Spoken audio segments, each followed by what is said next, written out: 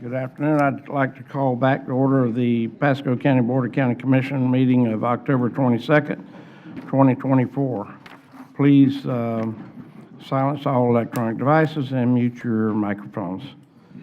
We will proceed with public hearings, starting with ordinances. P73, I believe. We have proof of publication of the hearing of this matter in the September 4th, 2024 and October 13th, 2024 editions of the Tampa Bay Times. Thank you, Mr. Chairman. Victorious Pitos, Planning Development Economic Growth. Good afternoon. Item P73 is an ordinance for a land development code amendment. This ordinance was actually scheduled initially at the October 8th Board of County Commissioners meeting, which was canceled due to Hurricane Milton. This item would have been the adoption item that would have been heard today. But given that October 8th was canceled, this item is being continued to November 12th at 1:30 p.m. in Dade City. Okay. Do we need a motion or anything? You do. We do? Move to continue time certain. Second.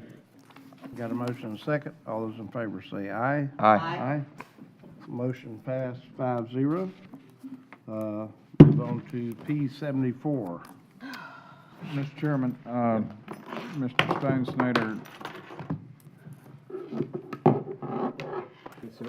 for the purposes of the record, as that was the first reading at the last meeting, are you continuing both the first and the second hearings, or? First would have been good. So The first would have been I can answer that. the last meeting. Go ahead. Item P77 on this agenda is the first reading item, which will happen today. Understood. Thank you. Okay, that clears it up. Okay, so the publication on P74? 74. First public hearing here also was moved from the October 8th meeting to the meeting today. It was originally published in the August 7th, 2024 edition of the Tampa Bay Times. Okay. All right, and this is continuance?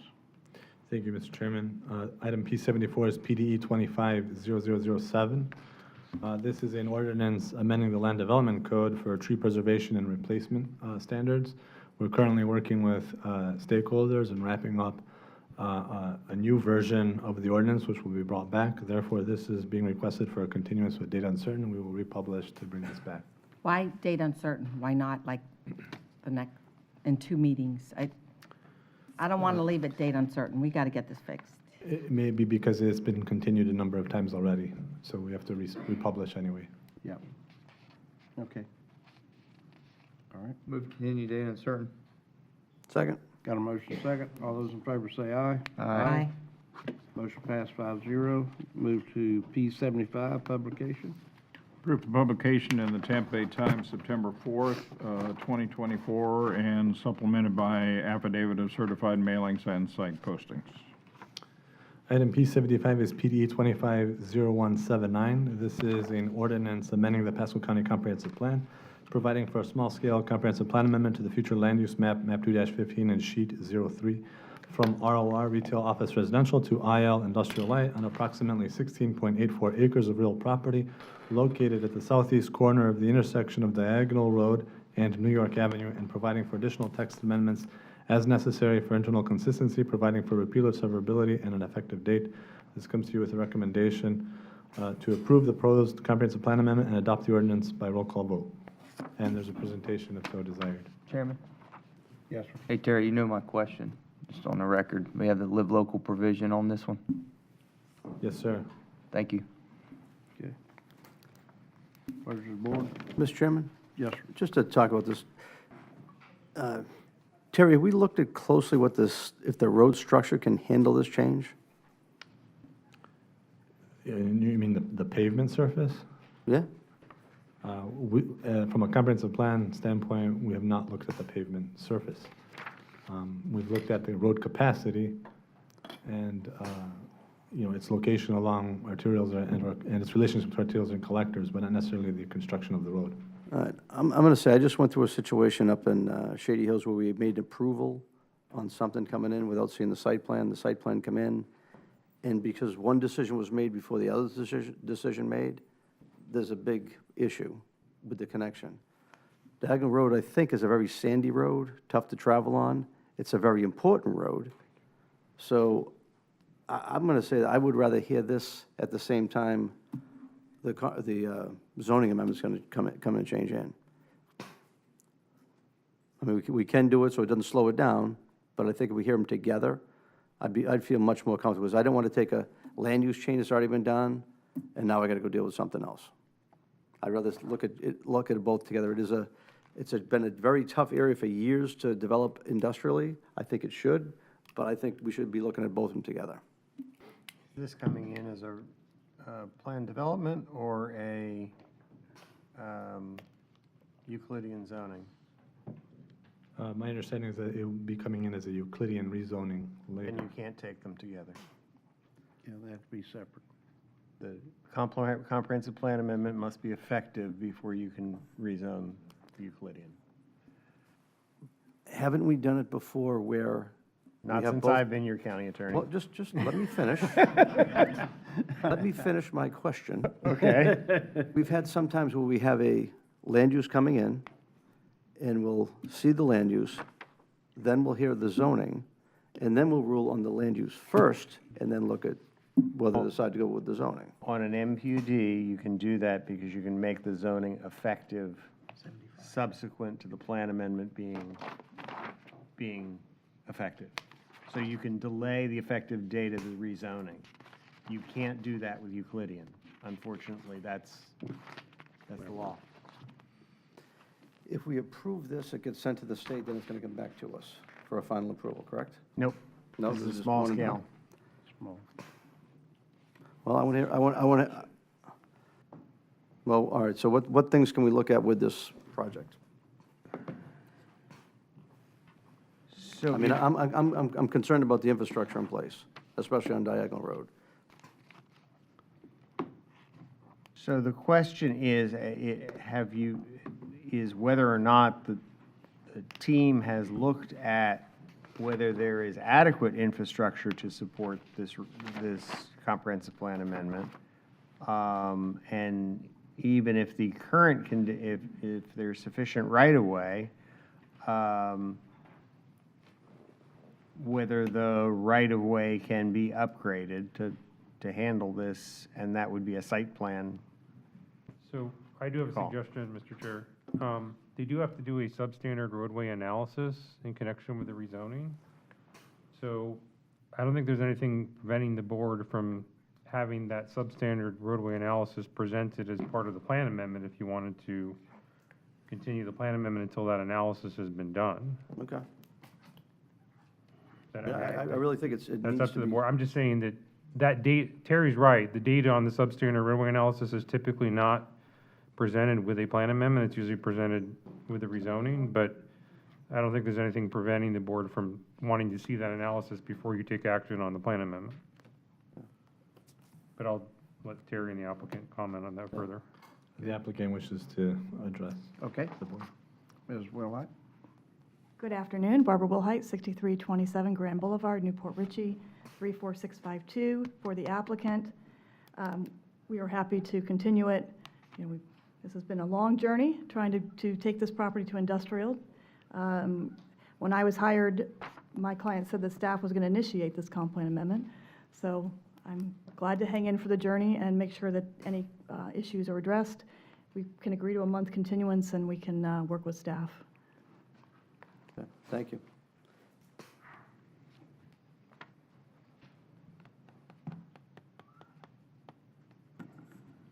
Move to continue. Mr. Chairman, since it was advertised for Okay. approval, I'd see if there's any other people who want to comment, knowing It that. is a public hearing, so does anyone else here wish to speak to this item? No one has signed up on this item. Okay, no one signed up, nobody on WebEx? No, sir. No, sir. Okay, anyone in the room wish to speak to this item? Seeing no one? Move to continue, time certain. So you only have one, the question is, are you going to continue it to your Dade City meeting on the 12th of November, or whether it's going to the 10th of December in Newport Richey? I'm okay to the next meeting in Dade City. There's no one here speaking in opposition of it, and I think that will give staff enough time to bring it back a little bit quicker, which I'm okay I with. think that'd be good. So the motion would be to continue the item to November 12th at 1:30 or soon thereafter, as same may be heard. So moved. Can I ask a question? Okay. Can staff comment on whether they're gonna have a substandard roadway analysis done by then? Because I have no idea if they will. So our Good point. deadlines are, for November 12 are this week, actually. So we wouldn't have time to bring it back for November 12, Okay, what's the December date then? December 10th. The 10th is on my calendar. Is it? Yeah, that's right. Correct. Move to continue to December 10th. I got a motion? Second. Got a second? By roll call vote? Nope, this, Nope. you can just take a, you can just Okay. take I simple got a majority. motion and a second. Those in favor say aye. Aye. Those opposed, like that. Hearing none.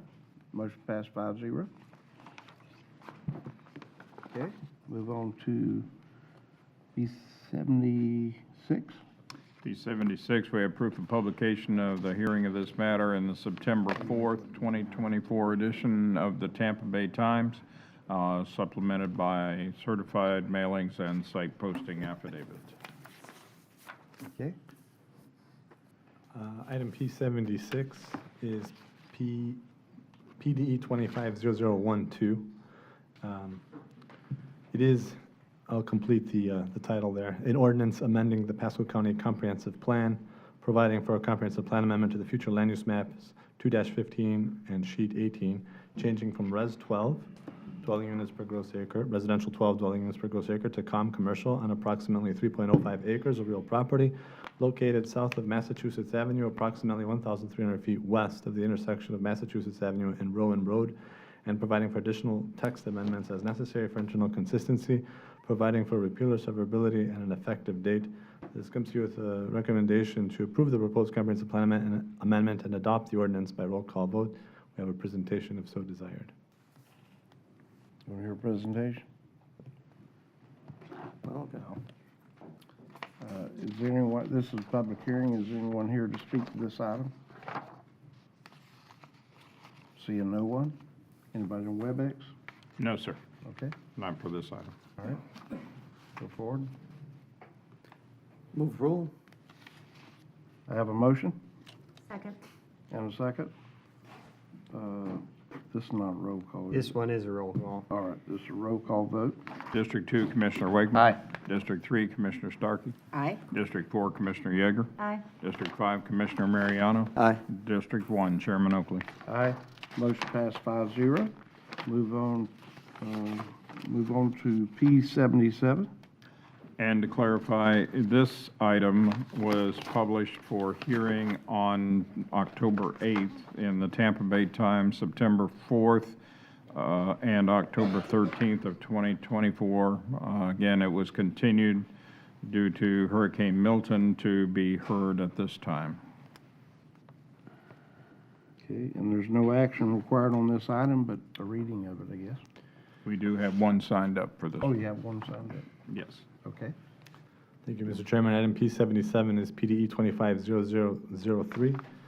This is an ordinance by the Pasco County Board of County Commissioners amending the Pasco County Land Development Code, Section 204.1.a, Planning Commission, Section 304.2.d, Public Notice, Section 305.2.b, Neighborhood Meeting Coordination and Notice, Section 307, Continuance Procedures, Section 310, Performance Security, Section 311, Defect Security, Section 403.5, Construction Plans, Section 406.16B1 and 3, Temporary Signs, Section 406.194A, Additional Standards for Permanent Signs in Residential Districts, Section 406.110B, C, and E, Additional Standards for Signs in Non-Residential Districts, Ground Signs, Wall Signs, and Regulations for Marquee, Canopy, and Awning Signs, Section 1003.1, Gates, Fences and Walls, General Requirements, Section 1003.4, Gates, Fences, and Walls, Non-Residential Requirements, Section 1203.4, Non-Conforming Signs, Section 1302, 6.1D, uniform procedures and provisions, reduction of mobility fees and waivers of school impact fees.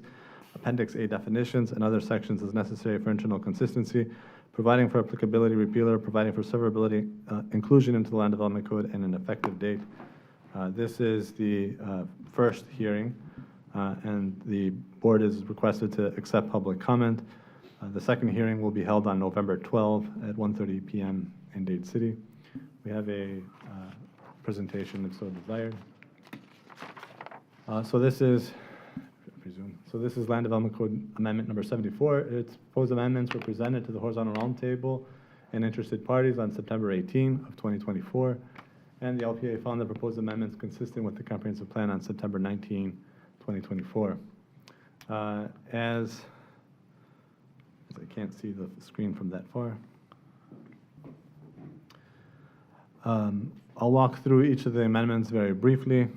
They are fairly straightforward, all of them. In Chapter 200, we add provisions: if a planning commission member's term expires, the member shall remain on the PC on the planning commission until such time as a new appointment is made.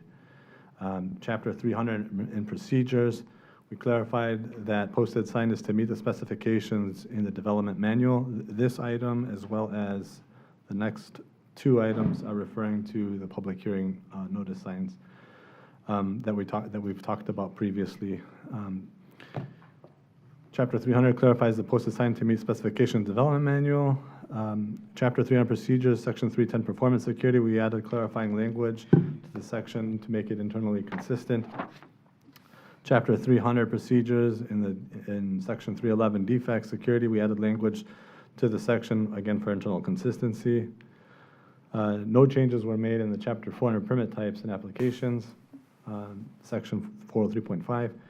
In Chapter 400 permit type and applications, in Section 406.13 prohibited signs, we clarified that signs having characteristics of snipe signs are not necessarily prohibited as snipe signs. Chapter 400 permit types and applications, we provided for the allowance of additional temporary signs 30 days prior to an election and removes the prohibition of double-faced signs. Chapter 400 permit types and applications provides for the allowance of an architectural top feature for ground signs, similar to the allowance in non-residential districts. Chapter 400 permit types and applications, 406.110B, ground signs, it clarifies that top features are architectural and considered part of the sign structure when calculating sign height. In Chapter 400, 406.10C2, signs, wall signs, we removed sidewalls from disallowance of projection for wall signs. In Chapter 400, 406.110E, regulations for marquee, canopy, and awning signs, it clarified that signs above canopies are not considered roof signs. In Chapter 1000, miscellaneous structure regulations, we add language that chain link, welded wire, or similar fences and gates are allowed on industrial zone properties if they are vinyl coated with a color that blends into the adjacent landscaping, per the direction of the Board of County Commissioners on June 18 of 2024. Excuse me, Terry, Chairman, may I? To this section, Terry, which is why when we brought this up to make this change, understand for the type of fences on industrial, if you look all around Pasco County right now, you've seen the vinyl PVC fences blown out, looks like a toothless smile is what these look at. And if you go by and you look at the industrial properties and other commercial style properties, it has kept their work and their products safely and more securely on their property, in their workspace. So that's why I think it's important that, chain link is approved and usable on these industrial zonings and, some commercial sites. So anyway, just real life example, and appreciate this change. Sir. Mr. Chairman? Yes, sir. So let me ask, because you bring that up, and so many vinyl things are just like thrown everywhere, look like crap and will for a while, Toothless right? smile. So, and I like the color part, and, whether it be black, green, whatever it may be. How would you feel if we then looked at changing what's along the arterials as well? I'd be against that. I knew that, but I was talking to him. Question was That's a little not a look bit, that the question was a little bit to the left. For our county. We're asking for an answer, right? My question, Yes. I'm all for practical, common sense application, right? Not just necessarily what something looks like. And vinyl fences are weak. They blow over in normal rainstorms, and they become a hazard. They're dangerous. And I almost think that needs to be we need to have a wiggle room in there, depending on what the type of business is, of what the appropriate style fence would be if they came in and asked a variance, say, hey, this is my type of business.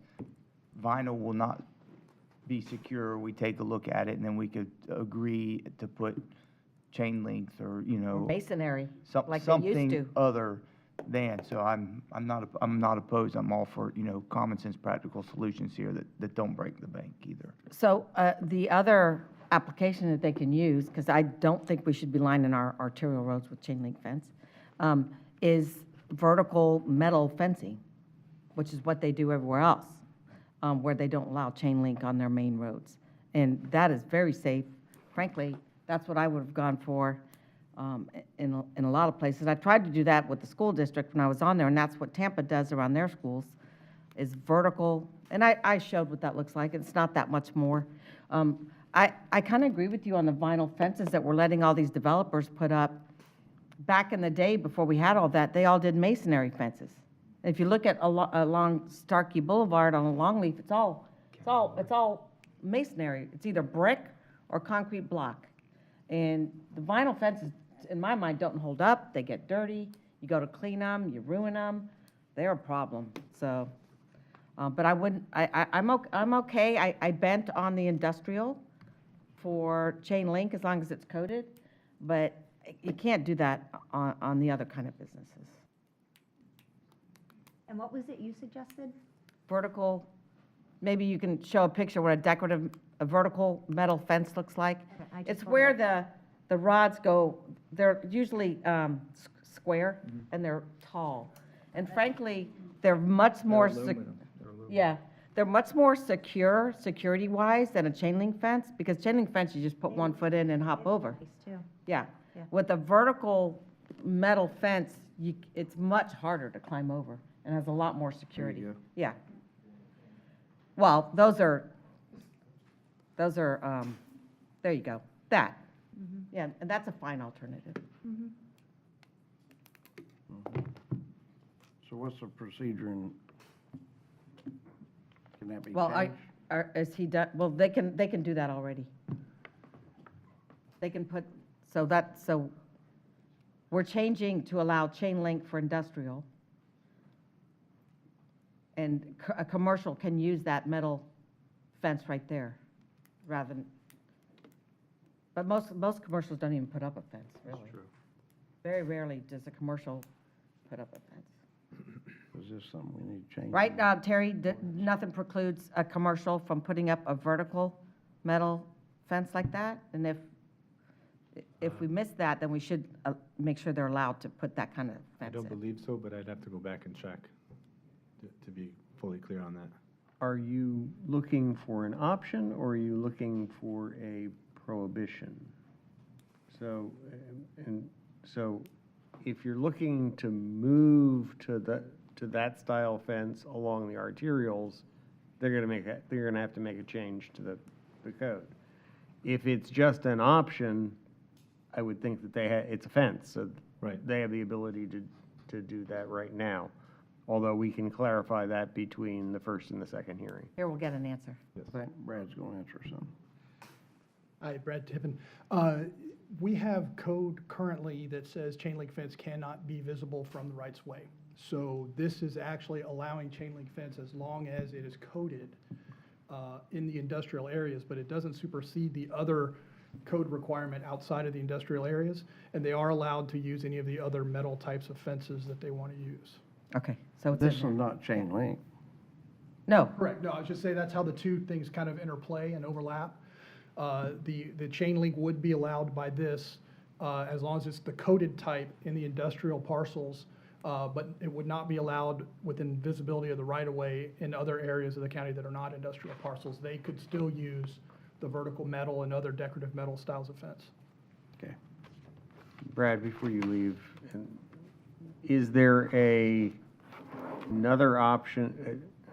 I don't know what the state of the technology is. Vinyl coated was historically all you could do.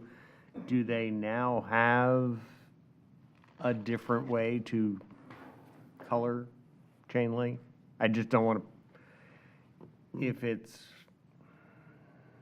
powder coated, let's say, I don't know if that's possible or that's even cheaper. I don't Should we want just to, say coated? And I it be don't with want to, paint I or- just didn't know whether you, I don't know, paint. you're limiting yourself to vinyl coated. I just want to make sure rub that off that's and- not Yeah, a I- change we come back for later. I believe the most common is the vinyl coated. There is always you can powder coat anything in a color, but it also will chip and show wear over time, so Okay. it doesn't end up as long lasting as the vinyl coating. Okay. There are other options. If you wanted to say colored to match the environment instead of vinyl coated, maybe that would work, or using vinyl coating or a similar means, we can work with that kind of language and maybe tweak something. I'm fine with black, brown, or green. After that, I don't want any red or orange or, You no. don't want blaze orange? No. Maybe garnet, maybe gold. I don't see nothing wrong with it. Were you So through can with this that? be done? Can this be done without stopping this ordinance from going through? It's already there. That's what he's saying. It's already there? Yeah, it's already there, so we're. Okay. Yeah, I think we're fine. Hang on, Mr. Chairman. So I'm okay with putting the word colored in there. You could be vinyl coated or colored, but to just limit it to the vinyl coating might hurt you. I don't know if you want to get into the specific colors, but I think just colored makes it look better, one way or the other. I don't know if there is powder coated vinyl. Well, it wouldn't be vinyl, it would It be. would I be mean, powder metal. coated metal. It would be metal, yes, they do that. Why? It'll scrape right off when it rubs. I don't think we should do that. When it breaks. I think it'll be It's a bigger I think it'll problem. look bad really quickly. I think they'll be able to work through it. So we're okay with the language as is?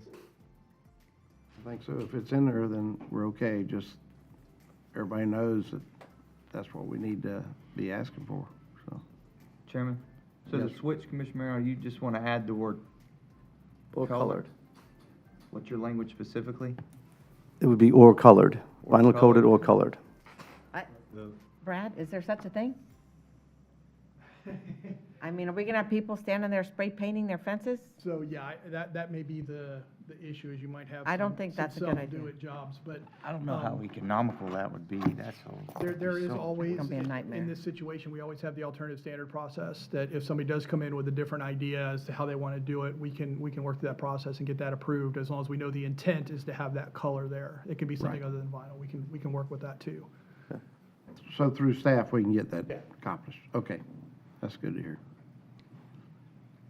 All right, is there anything else you gotta read, or, because I got a person who wants to speak to this item? Just three more things. Chapter 12, under nonconformities, we clarified when a nonconforming sign and sign structure is to be removed, and added allowances of multi-occupancy owners to enter into agreements for future removal of nonconforming signs so that tenants may apply in the interim for permanent signage. Oh, And good, then- that was in here. I'm glad we're fixing that, yeah. And then the last two amendments for Chapter 1300, concurrency mobility impact fees, it clarified the timing of the process for when the county must be informed that a development will be a community or subdivision, providing housing for persons who are 55 plus, 55 years of age, so a lot earlier in the process, for example. And then in Appendix A definitions, modify the definition for canopy sign, marquee sign, and awning signs, and modify the definition of community residential homes in the actual definitions. The following slides are just the actual text amendment themselves, if you were to care to peruse that. Otherwise, that's the complete set of amendments in this package. Good.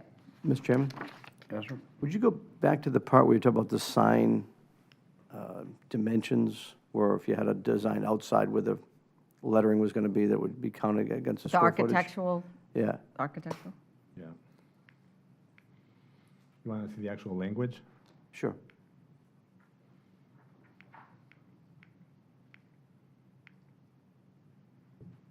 Temporary sign. There we go. So the actual language says, each sign structure that was area 11. shall not exceed 10 Oh, feet here, in height 11. and may contain an ornamental architectural top feature that is sculptural or artistic in nature that exceeds the 10-foot height limitation.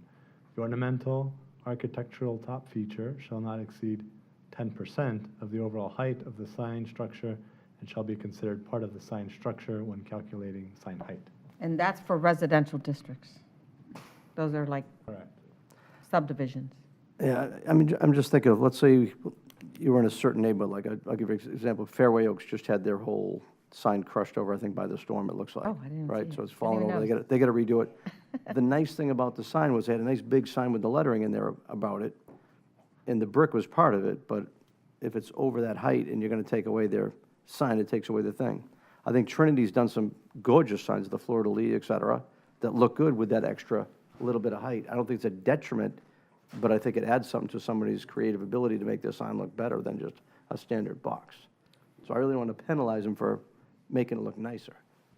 The big ones are the ones that went down. Mind that. But Denise, you have something to add? Easy to read, Yeah. though. Come forward. Sorry, Denise Hernandez. I just wanted to make a clarification to the section. So Commissioner Mariano, the section that Terry read from, that is a section that already exists, which is for ground signs for non-residential districts. If you look at the above section, 406.1.9, it now allows additional architectural features. Okay. So previous to that, you could not have an increase. Now it allows the actual sign to be taller because you now can add this architectural feature on the top of the sign. Okay. So it gives them more flexibility and a taller sign potentially. I like that. Thank Okay? you. We wanted to do the residential section similar to the commercial section. Okay? Thank you. Yep. Thank you. All right.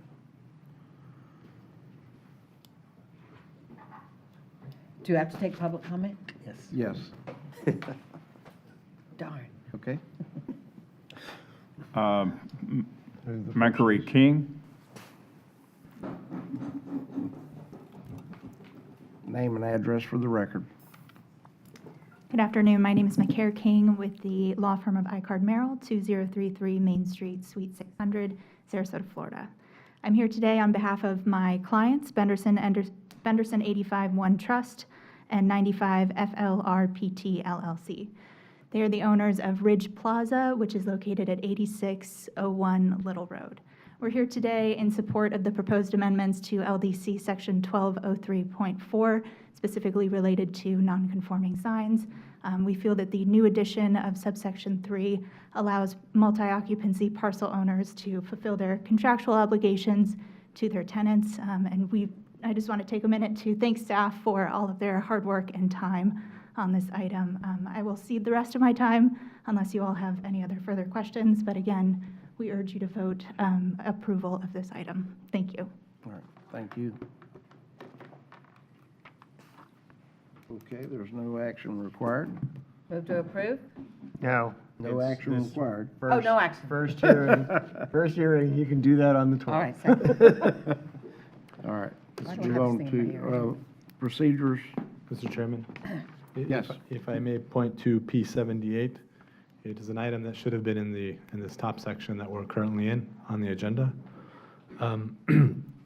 It's an ordinance, well, I'll let the clerk, but it would be an ordinance amending the Pasco County Comprehensive Plan for this first section here.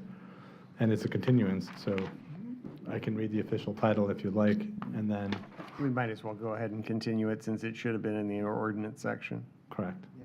Oh, okay. So, item P78 is an ordinance amending the Pasco County Comprehensive Plan, providing for a comprehensive plan amendment to the future land use maps 2-15 and sheet 10, changing from Res 1, residential 1 dwelling unit per gross acre, to COM commercial on approximately 3.02 acres of real property located at the northeast corner of the intersection of Jasmine Boulevard and Little Road.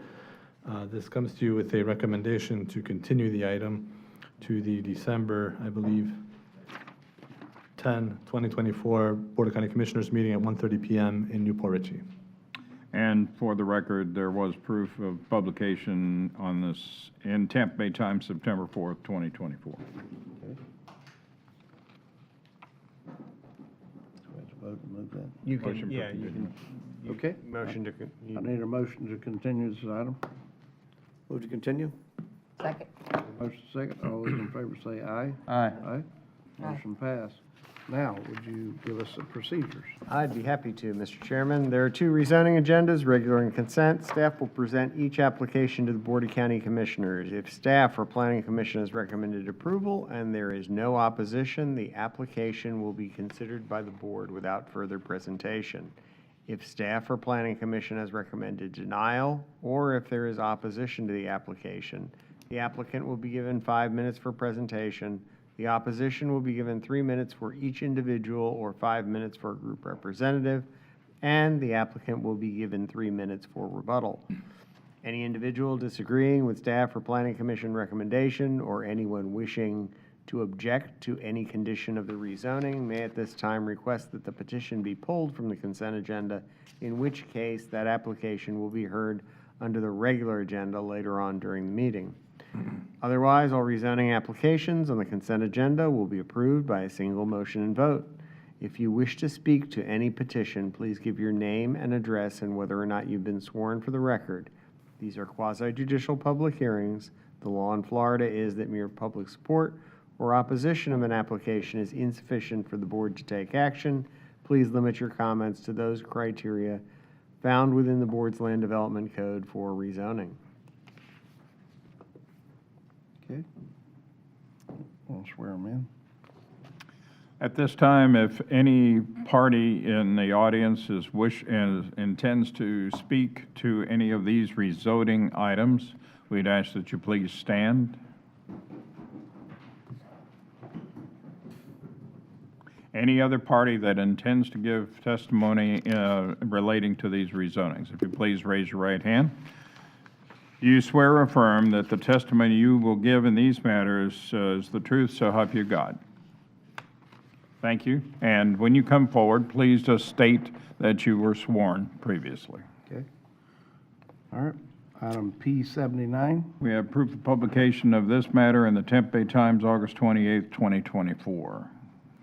Mr. Chairman, for item P79, but also for P80 and P82, the agenda memo headers were changed to read Board of County Commissioners Agenda Memorandum, and the recommendation section header was changed to read Recommended Board Action. So the corrections have already been sent to the clerk's office. I just wanted to put that out there ahead of P79. And that was for P79, P80, and P82.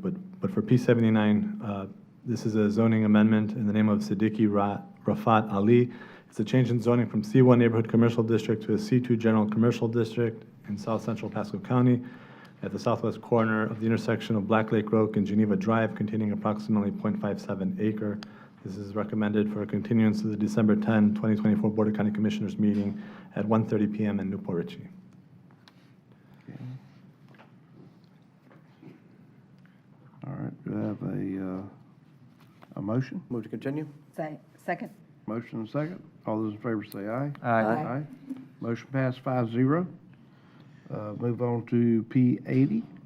This item was published in the Tampa Bay Times May 1st of 2024. It was continued from the June 18th board meeting, where it was continued to August 21st, where it was continued to today. Item P80 is PDE 257783. This is a zoning amendment in the name of Dijan and Gordana Vujunovic. Change in zoning from an AR agricultural residential district with conditions to an AR agricultural residential district in the northwest Pasco County on the northwest corner of Seabiscuit Lane and Giddy Up Lane, containing approximately 5.07 acres. This is being recommended for continuance to the December 10, 2024 Board of County Commissioners meeting at 1:30 p.m. in Newport Richey. Mr. Chairman? Yes, sir. Can I ask a question about this before we make a You may. motion? Terry, how far along are we to do this? Is there ordinances, our zoning laws keeping us from allowing this to happen? Or how do we make this happen? This is where we can actually have an additional dwelling unit on a property. What do we need to do to address this? Is this something we need to do up here? Sure.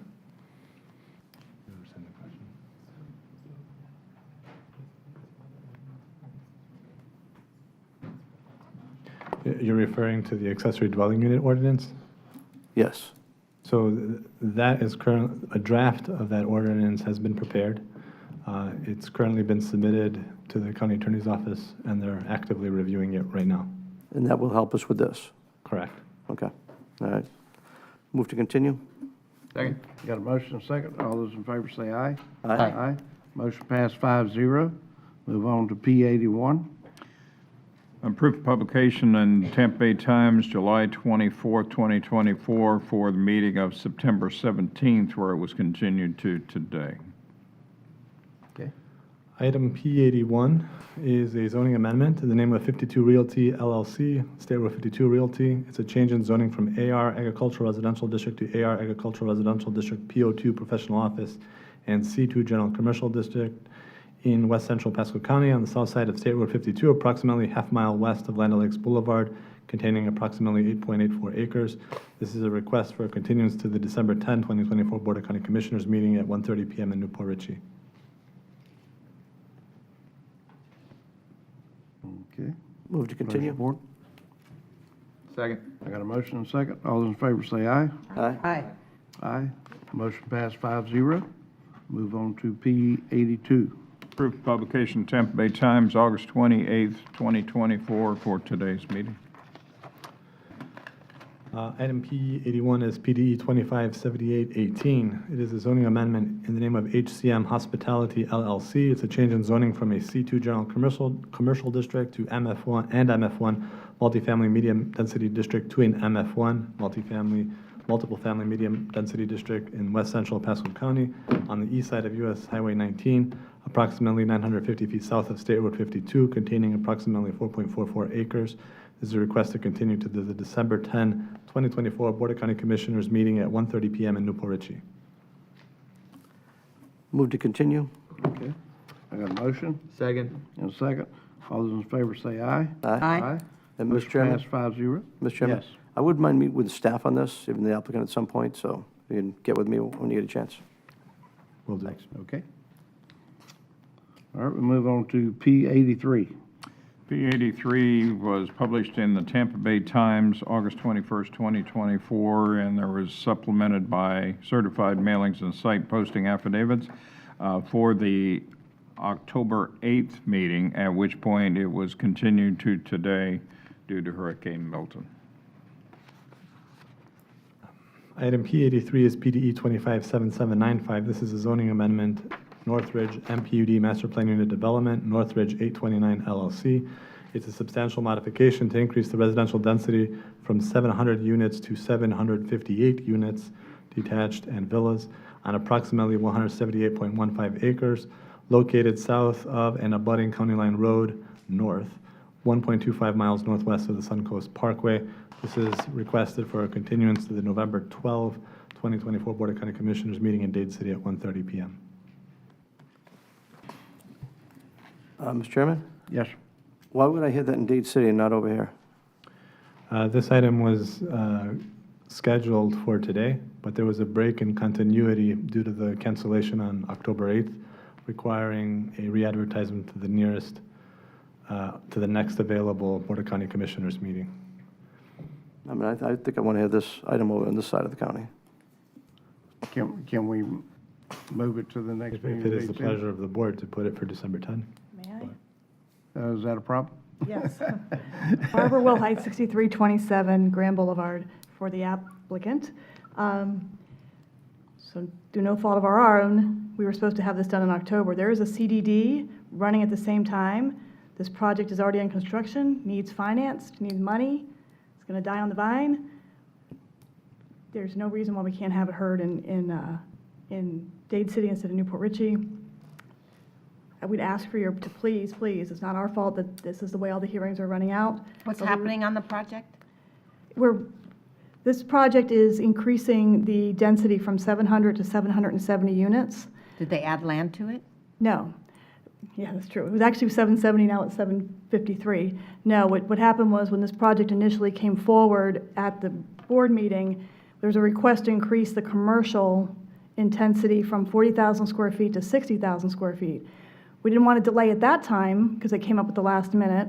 So what we did was we went ahead and increased the commercial to 60,000, decreased the residential 700 because we needed to do a traffic study to make those adjustments. So now we've done the traffic study to get back to our 770.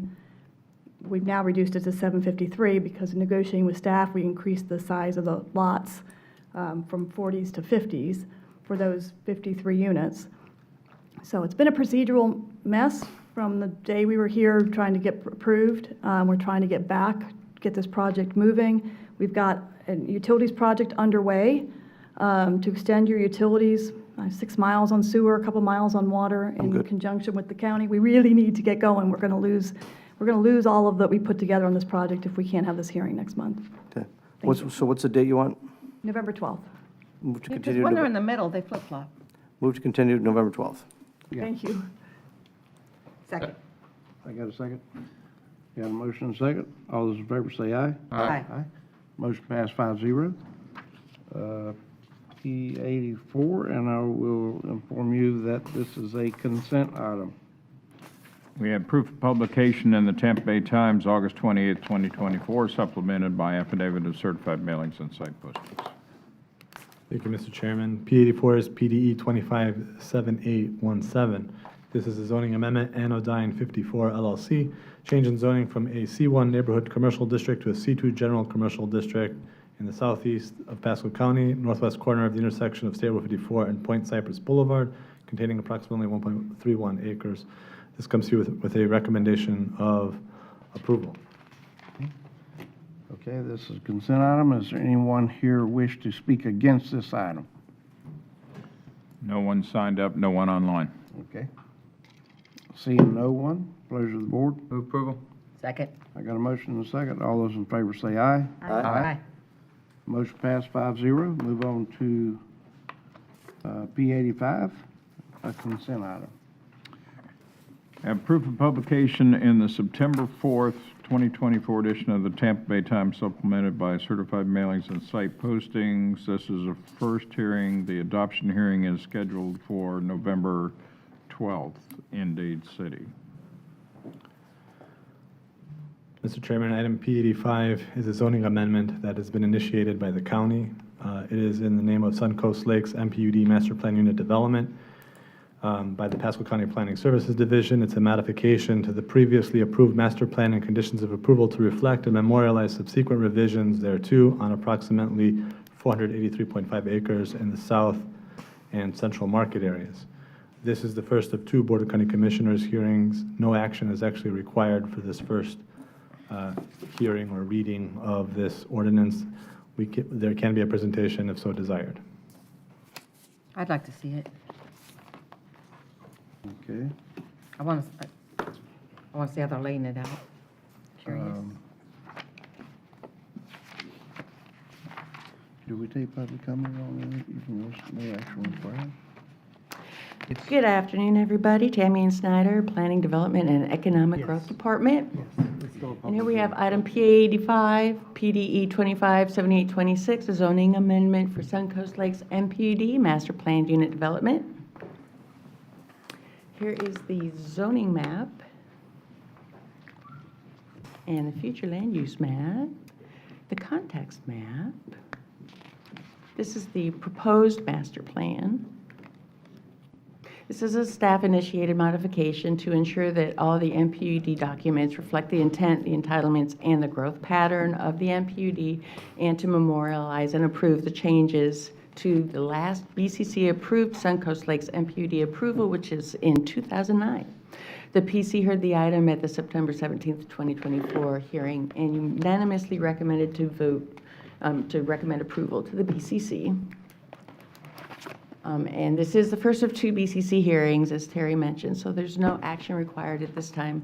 It was discovered by our esteemed zoning administrator that there were some documents that had not actually made it to the BCC for approval after the 2009 approval. And there were some non-substantial modifications made to the MPUD using some of those documents. And so we just wanted to clean everything up and make sure that everybody was on the same page and all of the assigned entitlements were where they were supposed to be and all of that good stuff. Okay. And this is a consent item, so this is a public hearing.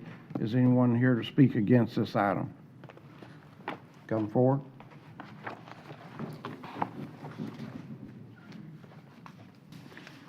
don't know where, I thought it said it was on State Road 54. If you can please give us your name and address for the record, and were you sworn? Paul Bybee, 11544 Grovewood Boulevard, and I have been sworn. Thank you. Have some papers to submit. Move to receive and file. Second. Got a motion to second to receive and file. All those in favor say aye. Aye. Motion passed 5-0. Yes, sir. On the map, they have section 3.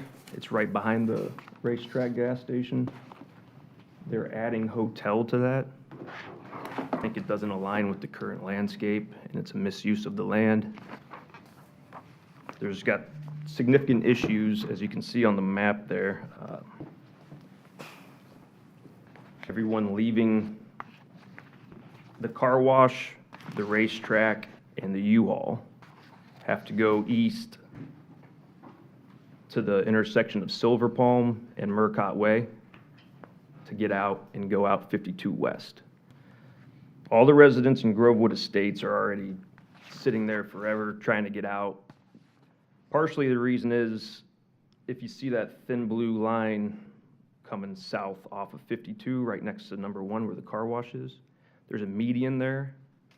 So everybody leaving the car wash has to come out, make a U-turn in that intersection of Silver Palm and Murcott. So all the residents from Grovewood mix with the people coming out of the racetrack and the people coming out of the car wash and out of the backside of the racetrack all converge there.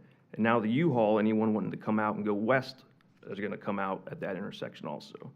So I believe that'll create a lot of traffic issues.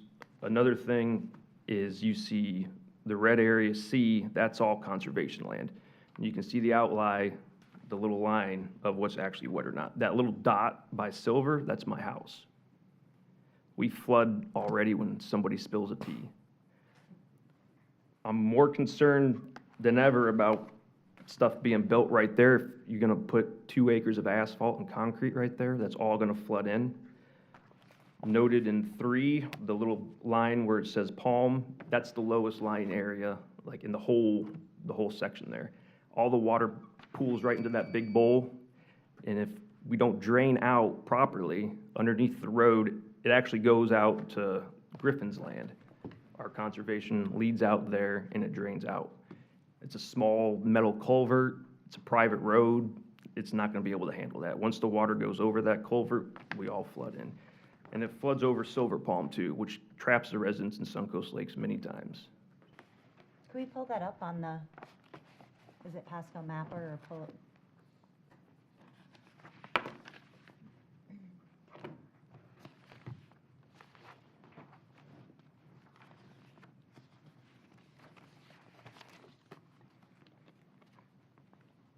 We've had a lot of new construction. The car wash, I had called several times. It was with the change of hands between Fitzy and Gary. Nobody got back to me. All I wanted was the car wash to be spun the other way so the exit was facing 52 where all the noise would be. But now it just blows into our conservation area. Like 7 people have moved out already just because it's so loud. So we get the noise from the car wash. I can see the U-Haul from every window of my house just about. And I love the fire station. Don't get me wrong. I took a tour not too long ago. But they fire up the lights and sirens right when they leave. That's another thing. Like maybe somebody could call them, maybe let them know not to crank it up till they get to the gas station at least. Memo noted. Thanks. There's really not a lot of traffic on that road.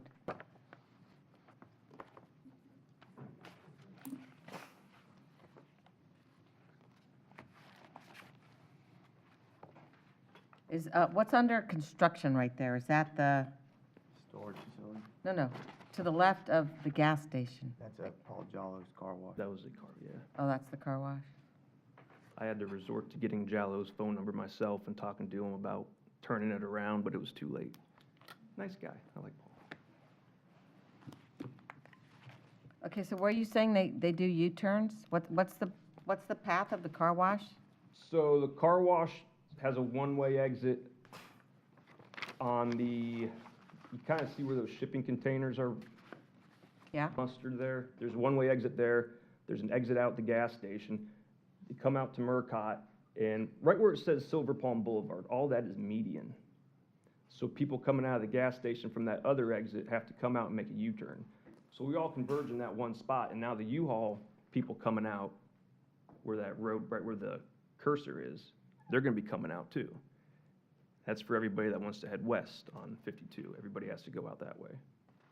You put a hotel on that small lot, that's gonna create a lot of problems, not just flooding. Is that a lighted intersection or not? No, sir. No. Which one? Oh, that's interesting. Yeah. It's not a Oh, lighted it is there? intersection? At about, Not here, but up on 52. Silver Palm and 52, is that a lighted intersection? yes, that is. Yes. But That's what I was Silver Palm and Yeah. Murcott is the Yeah. intersection that I'm worried about. So isn't that a retirement community to the south? No. No, it's. Oh, no, never mind. That's It's where a James Mellon. Loose HOA thing. Okay. I was thinking of, the one at 75 and 52. Tampa. Tampa Bay Golf, yeah. Yeah, that's a lot of people coming out of there. And look, it connects to nothing. Well, where the cursive is. That's my point. Is that where the hotel's supposed to go? Where those shipping containers are mustered, that's where the hotel's Oh, supposed it's to go. going there. 2.15 acres. And it backs up to that conservation. You can see the creek outline. So that creek ran behind Kenny's house, and then it dumps out onto the Griffin's property, or that first lake on the left. I don't know if you've ever been in to the Yep, Griffins. I've been in there. So it feeds, there's a spring out there, there's two springs, and it's always full, and it feeds out through the swamp and onto their first lake. There's gonna be a lot of water displaced right there. Well, they have to They have to compensate for that. Previously, before the car wash was built, our neighborhood conceded that land, and that was our original entrance into the neighborhood. We turned the land over, and in exchange, they paved all of our neighborhood, which was nice, but then they built a car wash there and aimed it towards us. So it's like, I've talked with a bunch of people in the neighborhood. We have a petition going, and they'd like to see some sort of concessions if this goes through. Hopefully it doesn't, but, we could work out some sort of But deal. won't that hotel buffer the sound of the car wash? It's probably too far to the east. Maybe, depending, I don't know, possible. Is this the first reading on this? Yes. Yeah. And what are they trying to do? They're trying to do a fast food, my favorite. And what else?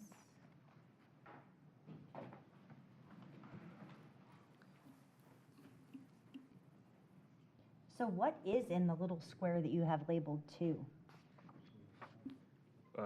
2 is, that's where the median is, that runs north to south, blocking everybody coming out of Racetrack.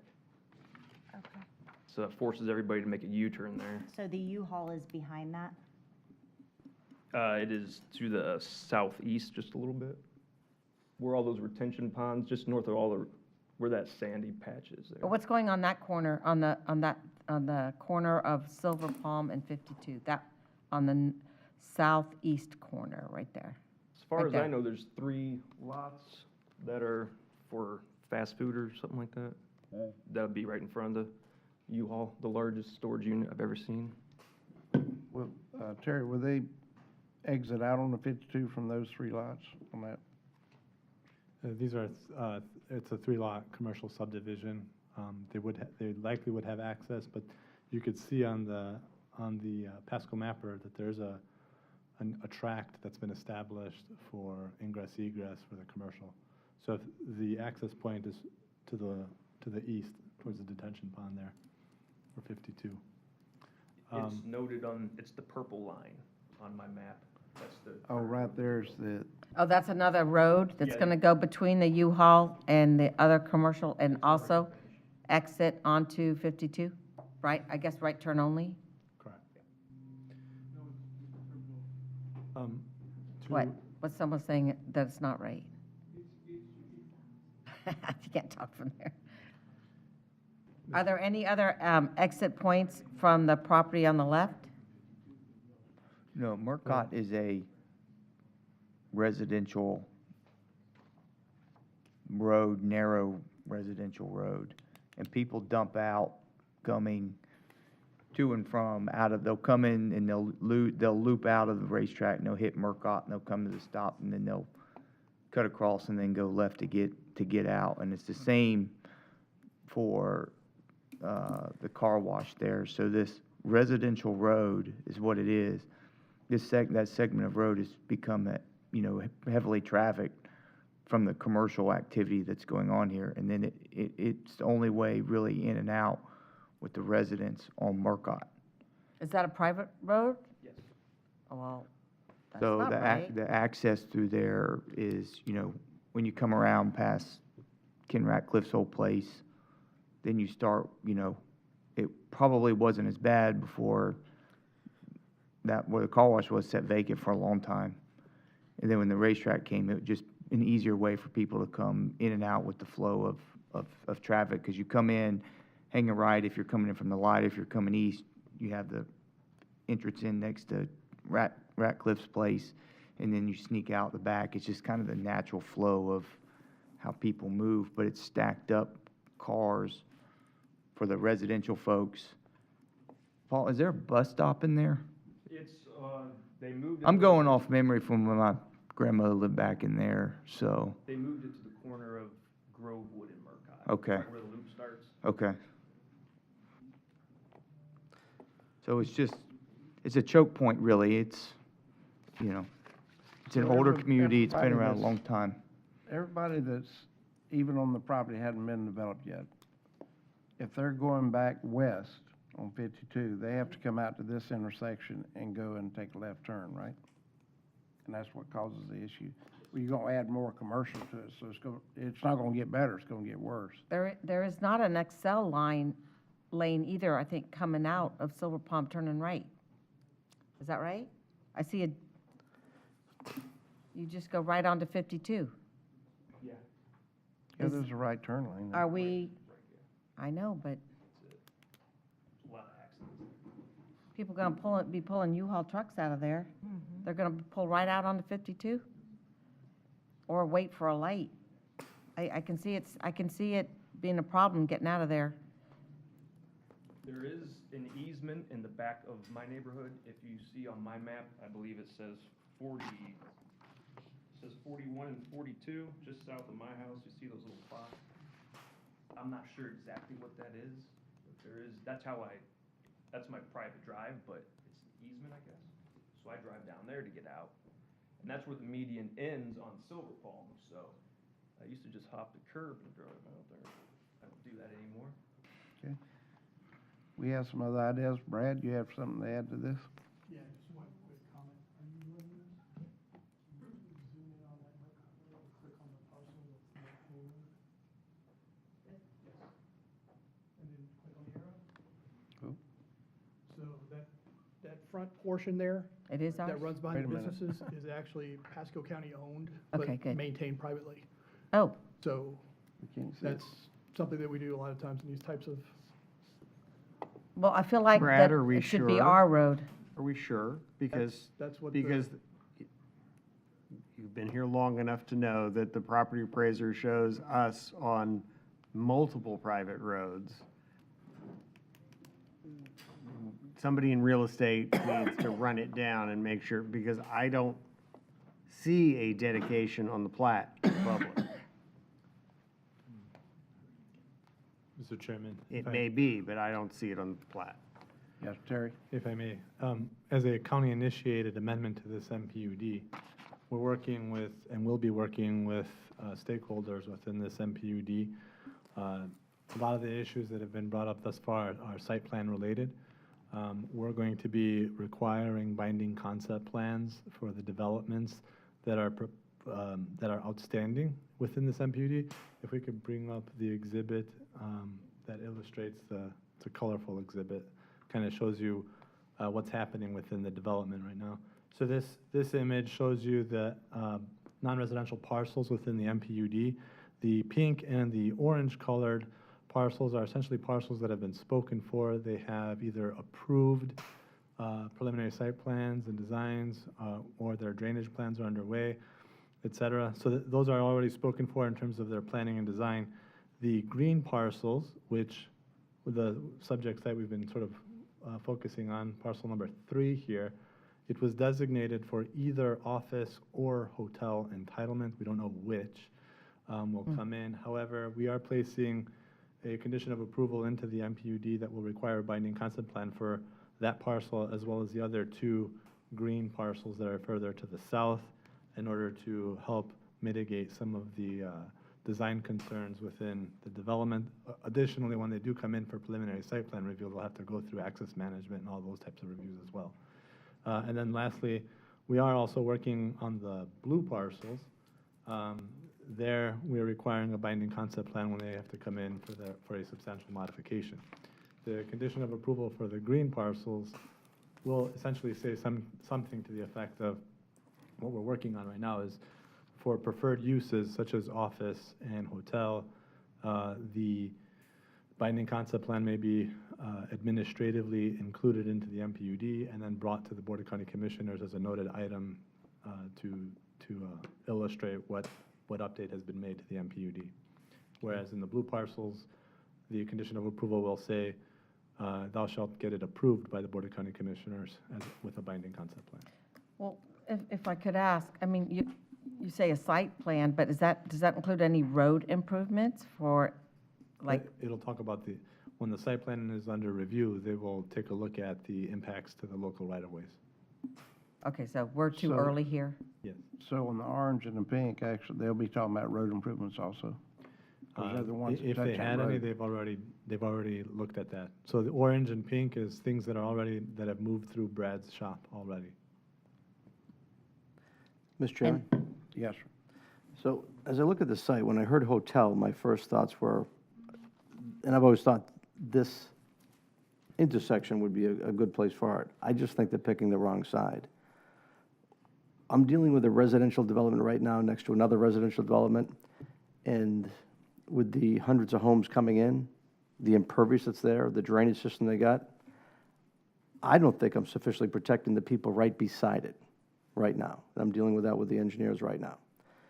I don't know that just because of our code that we have in place is going to sufficiently hold water, especially if we get any major storm events. Even though it meets the code, it doesn't mean they're going to be protected. So you could be making the situation worse. Secondly, coming out of racetrack, and I've gotten gas there many, many times, everybody there is going to go out to the right, do the loop around, because you want to take the right turn to get on the Suncoast. That's the way they're going to go. Yeah. So you throw the hotel into that too, on that side, you're looking for a disaster. It's just the wrong side for that to go in. The office makes a lot more sense. Hotel, and I love hotels, as you know. I just think it's the wrong side of the road that's going to cause these people, never mind drainage issues they could face, frankly, having an elevation of a hotel in your backyard, probably not that good either. I mean, I had a lady on 5A Road call me with the townhomes across the street. She doesn't like people looking in. Now you get a hotel looking over. So the privacy goes away. The nice character of this neighborhood, which is a beautiful neighborhood, it really goes downhill real fast. So I'm not going to support what I see. Mr. Chairman, Yes, sir. while this is a county-initiated rezone, it was on consent. It really hasn't gotten pulled off consent. We've just had a bunch of discussion, but you probably need to hear from the property owner's lawyer at this point. So. No, then you need to sit down.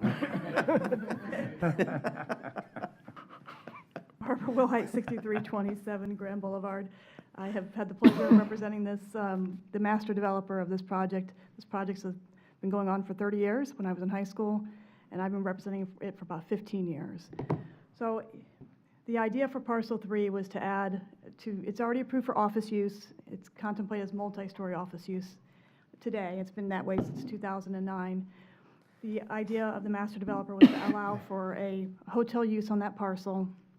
They have talked to Hampton Inn. So we're talking about a very nice hotel. It would go through all the reviews. It would go through access management review. To answer Commissioner Starkey's questions, it's a right in, right out.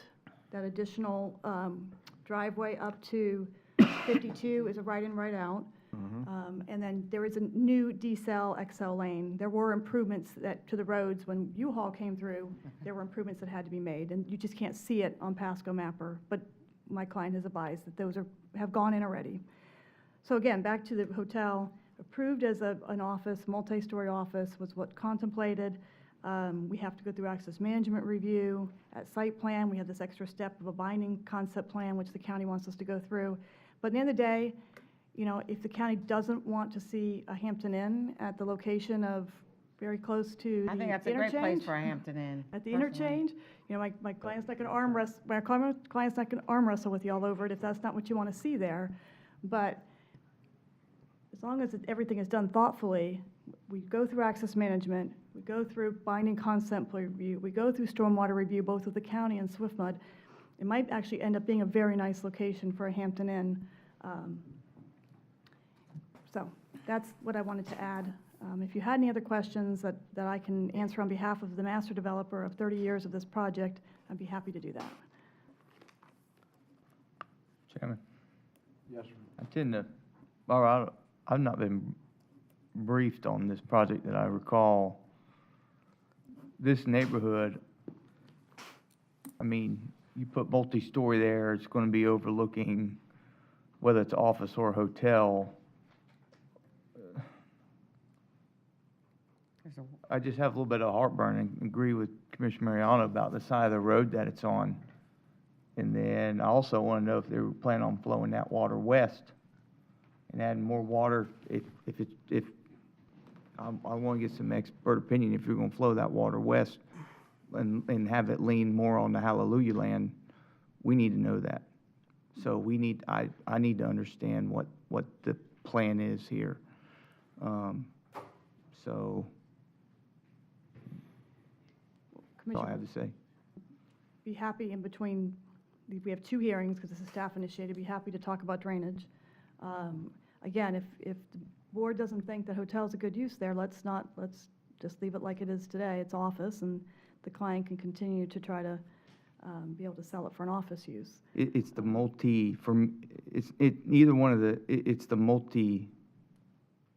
multi-story component to this site, which would, it'd be in everybody's backyards that live here, and this is a more rural style neighborhood. There's folks with horses and everything else, so you're sticking, it'd be like a unicorn coming into their neighborhood.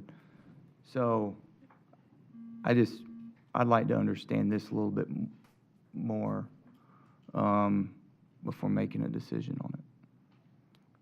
So what is our, Ask for you if you could move forward. If you want to give direction on the hotel, we can certainly, that would be fine. We'd like to move forward. We do have a $6 million closing pending on this action. That's in jeopardy. I seem to stand up here and talk about in jeopardy a lot, but that's, we have 2 hearings to go through. We have another hearing before the board. That's not, look, I haven't been briefed on this fully, and so in jeopardy or not, that's an unfortunate situation y'all are in. Well, yeah, I didn't So- create that situation, but okay. well, this item got on consent because there's no one's coming before the board or anything saying that they were against this happening? Not to staff's knowledge, but no action is required today. This Oh, is a- no this action is a required. first. So This what is a happens first of- to it This is the today? first of 2 public Right. hearings, so it's, Okay. The discussion is what. we- So this discussion with Barbara and her client on this project will go forward until it comes back to the, That's correct. Record. We would like to continue moving forward and I would think so that that we can continue. between now and then, you're gonna try to make some changes to make sure this fits and Agreed. check with For- every You're commissioner. loud and clear about hotel and drainage Okay. and office height. Probably go pass it all The office the height time. today in the conditions is a minimum of 35 feet, so Yep. it's always supposed to be multi-story. That, again, my client's been really clear. We're not going to arm wrestle over this parcel 3. Right. If there's concerns regarding the neighborhood now that has grown up around, I mean, this has been going on for 30 years. We'll Right. get that addressed. We just ask if we could just stay on the hearing schedule, please. Yep. Because you don't have I to don't take have, action I don't today. have a problem with that, but it's up to the board for a motion or, Doesn't- oh, you doesn't take a doesn't- motion Doesn't in, take a motion. just stays in, and I mean, then you promise to get with all the commissioners and make sure Absolutely. their concerns are. If they're not addressed, then at the Great. next hearing, you could not take action or continue it again, but Okay. And can we find out about Murcott Way? With, if it's ours or theirs? And coming out of Murcott onto Silver Palm, is that a traffic circle, stop signs? What controls traffic right there? Four-way stop, two-way stop? Murcott stops going on to Silver Palm? Yeah, the traffic circles are to the south. It's just a widened area for a U-turn. Yeah. Right. With cars parked in it. Yeah. But, well, Mr. Chairman? I'm sure it looks different now. So so try to imagine all those 8, 12 gas pumps, whatever it is, every one of them's going to be taking a right pretty much. They're coming down to that circle, and they're going to swing back out and around.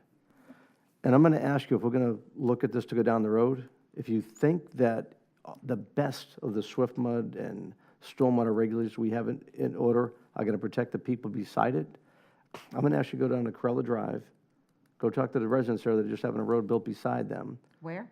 Corella Drive, it's over on Shady Hills. Crap. They've raised the road up about 6 feet from what I can see. It's now blocking any water flow from going around it.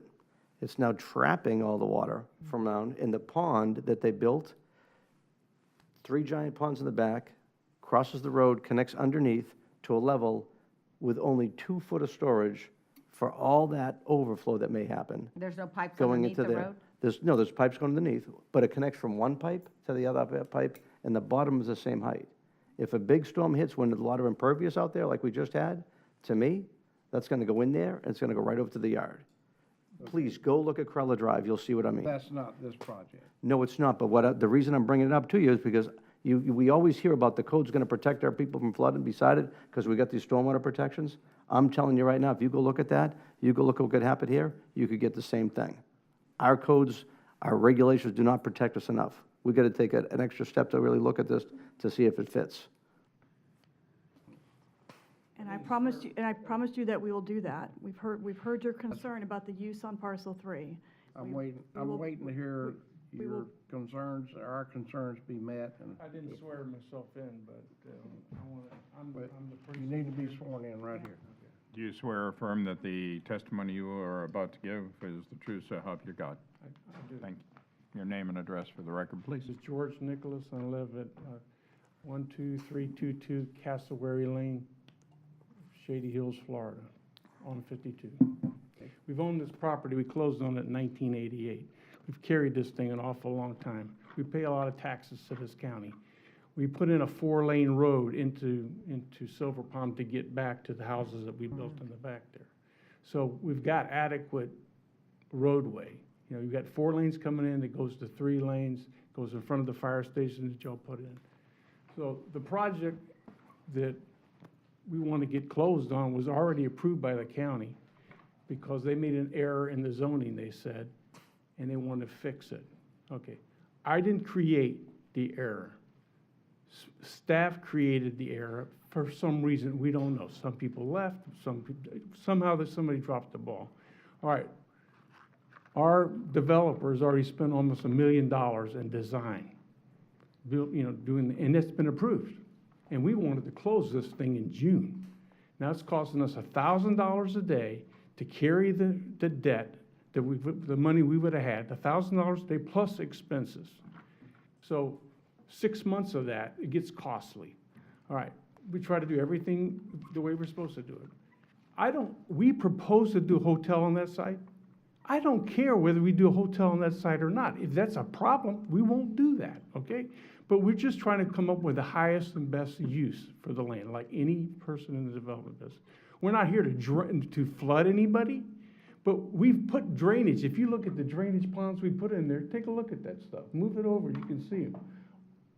Now, is those drainage ponds or not? There's like 25 acres of it. All right. Plus you got the state put a pond on our site when they took the right away from us years ago. So we've got a lot of drainage here. The problem with a lot of the stuff that's to the east of it, or to the west of us, is a lot of it's old built stuff, and it's not built to the right height. I can't make that work. If they had a flood issue before, how's it gonna be any better now? I mean, I understand, but we have to hold that water on our site. We can't just dump it over, and we can't prevent it from going where it's supposed to be going, because you can't change the flow.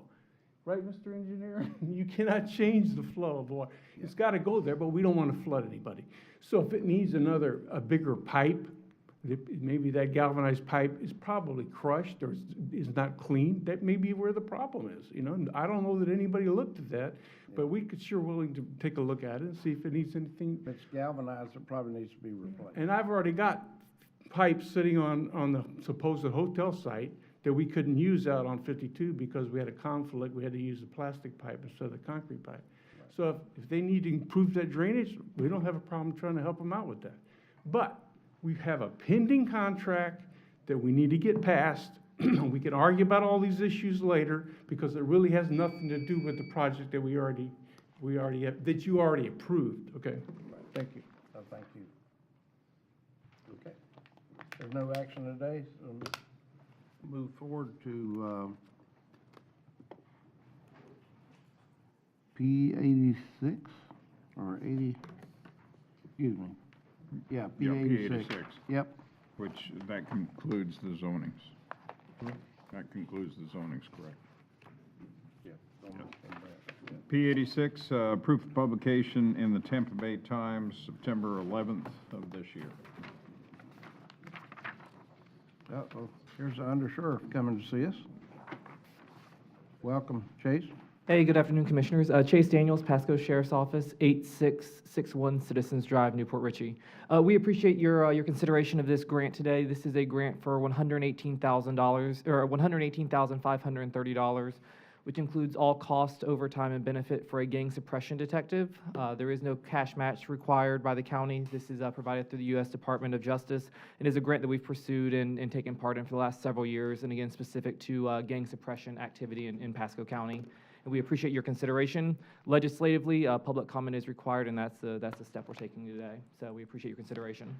Okay. Mr. Chairman, Yes, sir. you notice he only comes up for the easy stuff? I'm always here for you, Commissioner, always here for you. What's a suppression? So it's gang suppression? Gang suppression? Yes, Oh, ma'am. okay. So it'll specifically work with our vice and narcotics on gang suppression didn't and catch the limiting gang gang. recruitment. Yeah.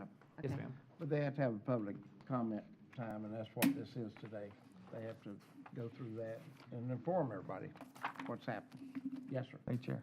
Mr. Daniels, what's your title for the record?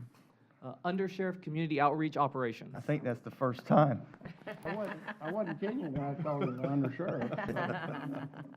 That's such a weird title. Well, that's We have under administrators right here. under administrator. Mr. Chairman, why don't you take public comment? Oh, for this? Yes. Okay. Thank you, Mr. Is Carter. anybody here to speak to this item? Is We have no anyone one signed up and no one online. signed up, no one online? Move approval. Okay. I don't, do we need action or what? Do we? I don't think we do we? Yes, they need That- approval of the public Okay. hearing, or Okay. I Well- got a motion and a second. All in favor, just say aye. Aye. It passes 4-0. We'll go from there. Now, ordinary business. And if you got a lot, trim it down to a little. We're getting out of here earlier than I thought we would. Well, we're not through your stuff yet, so I don't know. I can keep you as long as you want. I'm sorry. I'm to the point. All right, Mr. Waitman. Thank you, Chair.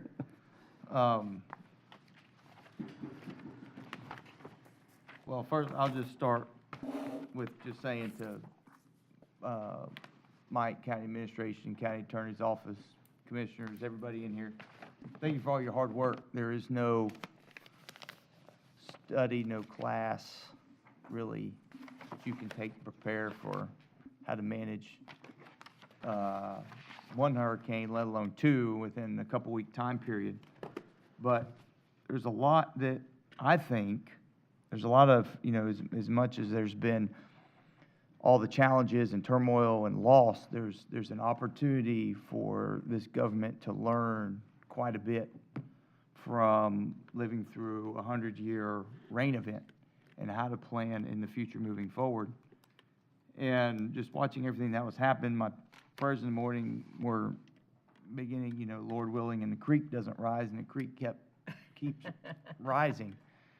And so when we look at the path of the water, we pumped, thanks to Jason Mickle and his team out on Aaron Cutoff, we've moved 1.5 million gallons of water since Thursday, just to keep Aaron Cutoff open. And that's a main vein to get from 41 to 52, and the water flowing through Connerton. And Connerton's one of those projects, I just use this as an example. It's in its final, I believe it's its final phase. It's a project that's been approved years and years ago. But I think we need to take a look at these projects that aren't finished yet to see the path of this water and determine if it's still appropriate to continue moving forward, what we might need to do, how we understand, what needs to happen. I mean, for example, if Aaron Cutoff were to have a failure like Curly Road and other roads, it's a long way around, because the Collier Parkway extension, is not necessarily scheduled to be built to connect Parkway and 41 to 52. So when you look at the flow of water, we need to, I'd really like to understand, while it's still up there, if we get the experts and the engineers to take a look at, hey, is it appropriate to continue on this direction here in this particular area and other projects that are going on? So when we look at Quail Hollow, I mean, we had rapids running through Quail Hollow, and we know water flows through there pretty heavily. It was pretty wild to see Cypress Creek as heavy as it was, and we know the water flows south through Cypress Creek, flooding in Enclave and on down through the mall. But there's also 1,000 acres, the Soho project, for example, that Swift Mud does have an interest in, and then maybe the County Zealand property might be having it. And how's that play into the bigger picture of to alleviate flooding within the area? Is there a potential that, hey, these properties that don't have anything going on them, are they the solution to our problem? And we can now, I think if we get the right people in the room, the experts, that we can really see in real life application with how water flows are, hey, if we put something there or we don't put something there, is the water going to stack up? What's the natural flow? We're not going to impede the flow of water. Or is it appropriate to build new things, or how we finish or close out projects that are currently approved? I know there's a bunch of sticky wickets in those, because the legal nuances of approvals and everything that goes into them, state statutes. But I think it's really important that we use this time, not just in a cleanup effort, but we find a way to go on offense and to take a look at how this water's holding and puddling. I mean, there's houses that are flooded that aren't in a flood zone, and the water's just pulled there, and that's at no fault to that homeowner. I don't know if there's a fault to blame anywhere, it's just something that happened. But if we identify, Mike, whatever the technology you have, that overlay that you're seeing where water is puddling and flooding, how do we use this information in the future to make the right decisions? And then how do we manage it going forward? So tough situations all the way around. I think there needs to be a renewed effort into Commissioner Starkey's volume on her phone to turn it down, but a renewed effort into, I don't know who we partner with, and talking with all the CDDs and HOAs to have an idea of, the county should understand as a partner government, when's the last time you had your stormwater system scoped and looked at and renewed? Exactly. Is it a problem that's not necessarily the county's lines that are backing up water? Is it in the CDDs? I think communication within our water infrastructure system, I think there needs to be a new level of communication in how the CDDs that we have communicate with the county, because when we have these major storm events and all of a sudden water pumps up, but there's no record of, I'm not going to name any specific community that hasn't been cleaned, the infrastructure hasn't been maintained or cleaned out in 10, 15, 20 years. In Lake Pageant, east, the folks all along the creek side, I've talked to folks that lived there for 43 years and they've never had water. Now they got 6 feet of water in their house. And we go and we try to understand the culverts along the sides of the road. Some of them are galvanized, some of them are supposed to be homeowner maintained. The county said, well, it's on county right of way, but homeowners have to do it and it costs the homeowner a pile of money. It's just old stuff that's been there a long time. And the action came and there were failures across the board.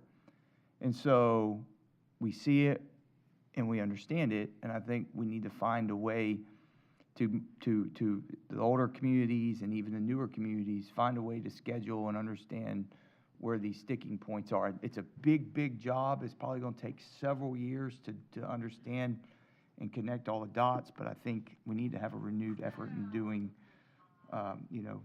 that best management practice across the board.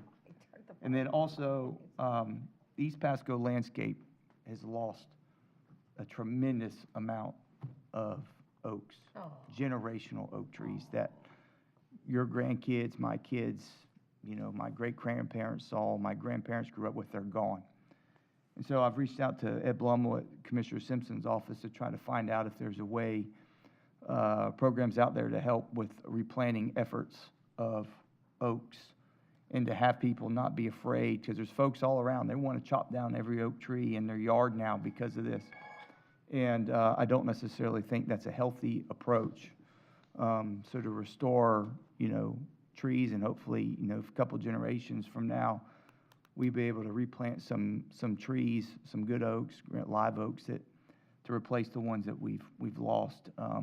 Pasco County's, its landscape's forever changed from this storm.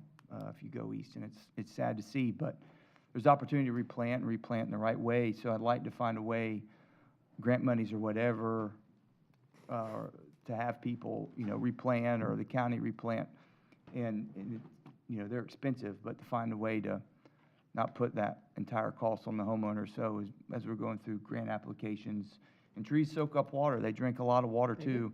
And I think a lot of people don't realize with their trees is these trees probably saved quite a bit of homes because they took the beating from the wind.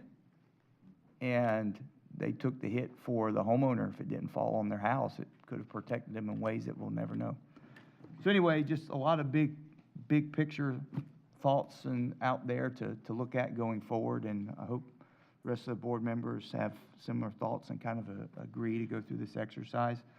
And just appreciate everybody hanging tough and working hard and cleaning up the mess, and thank you to your families too for allowing you all to do your jobs and hanging tough with you as they may be cleaning up your own mess in your own lives while you're out here serving the people of Pasco County. So it doesn't go unnoticed by me, and appreciate all of you all very, very much. Thank you, Chair. Before we go to the next person, yes.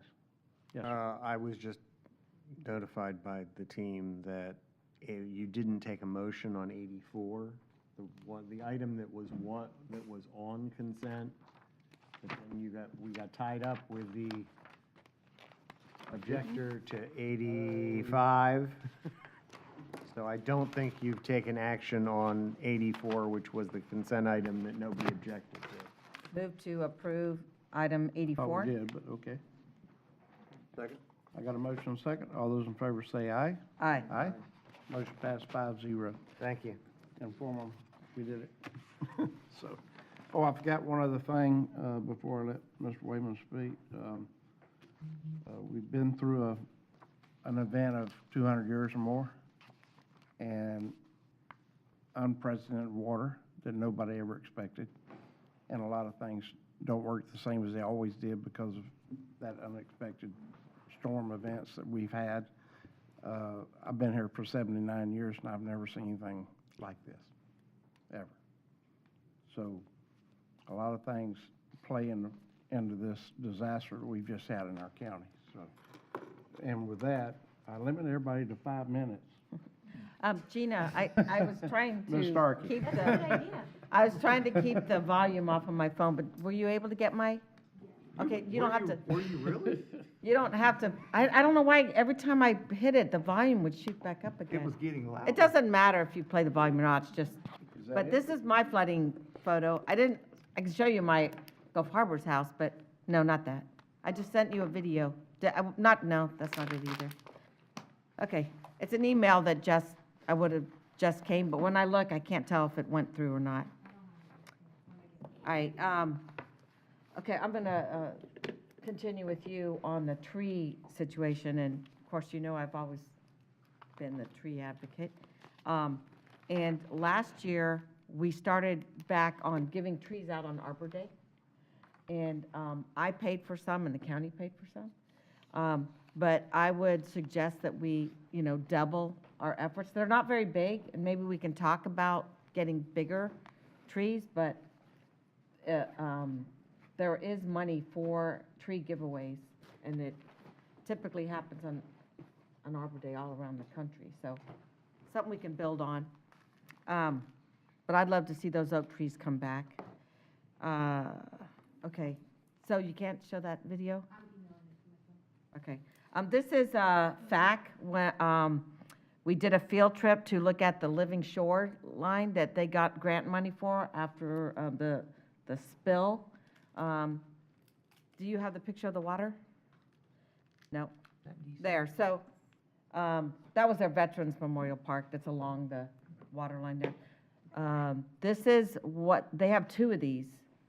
And they got grant money for this, and they built up these little islands, and then they brought in these, I don't know what you even call them, there's these line-looking things, there's concrete on there, and then they put other stuff on top that got oyster beds to grow on it, and it has totally protected their shoreline.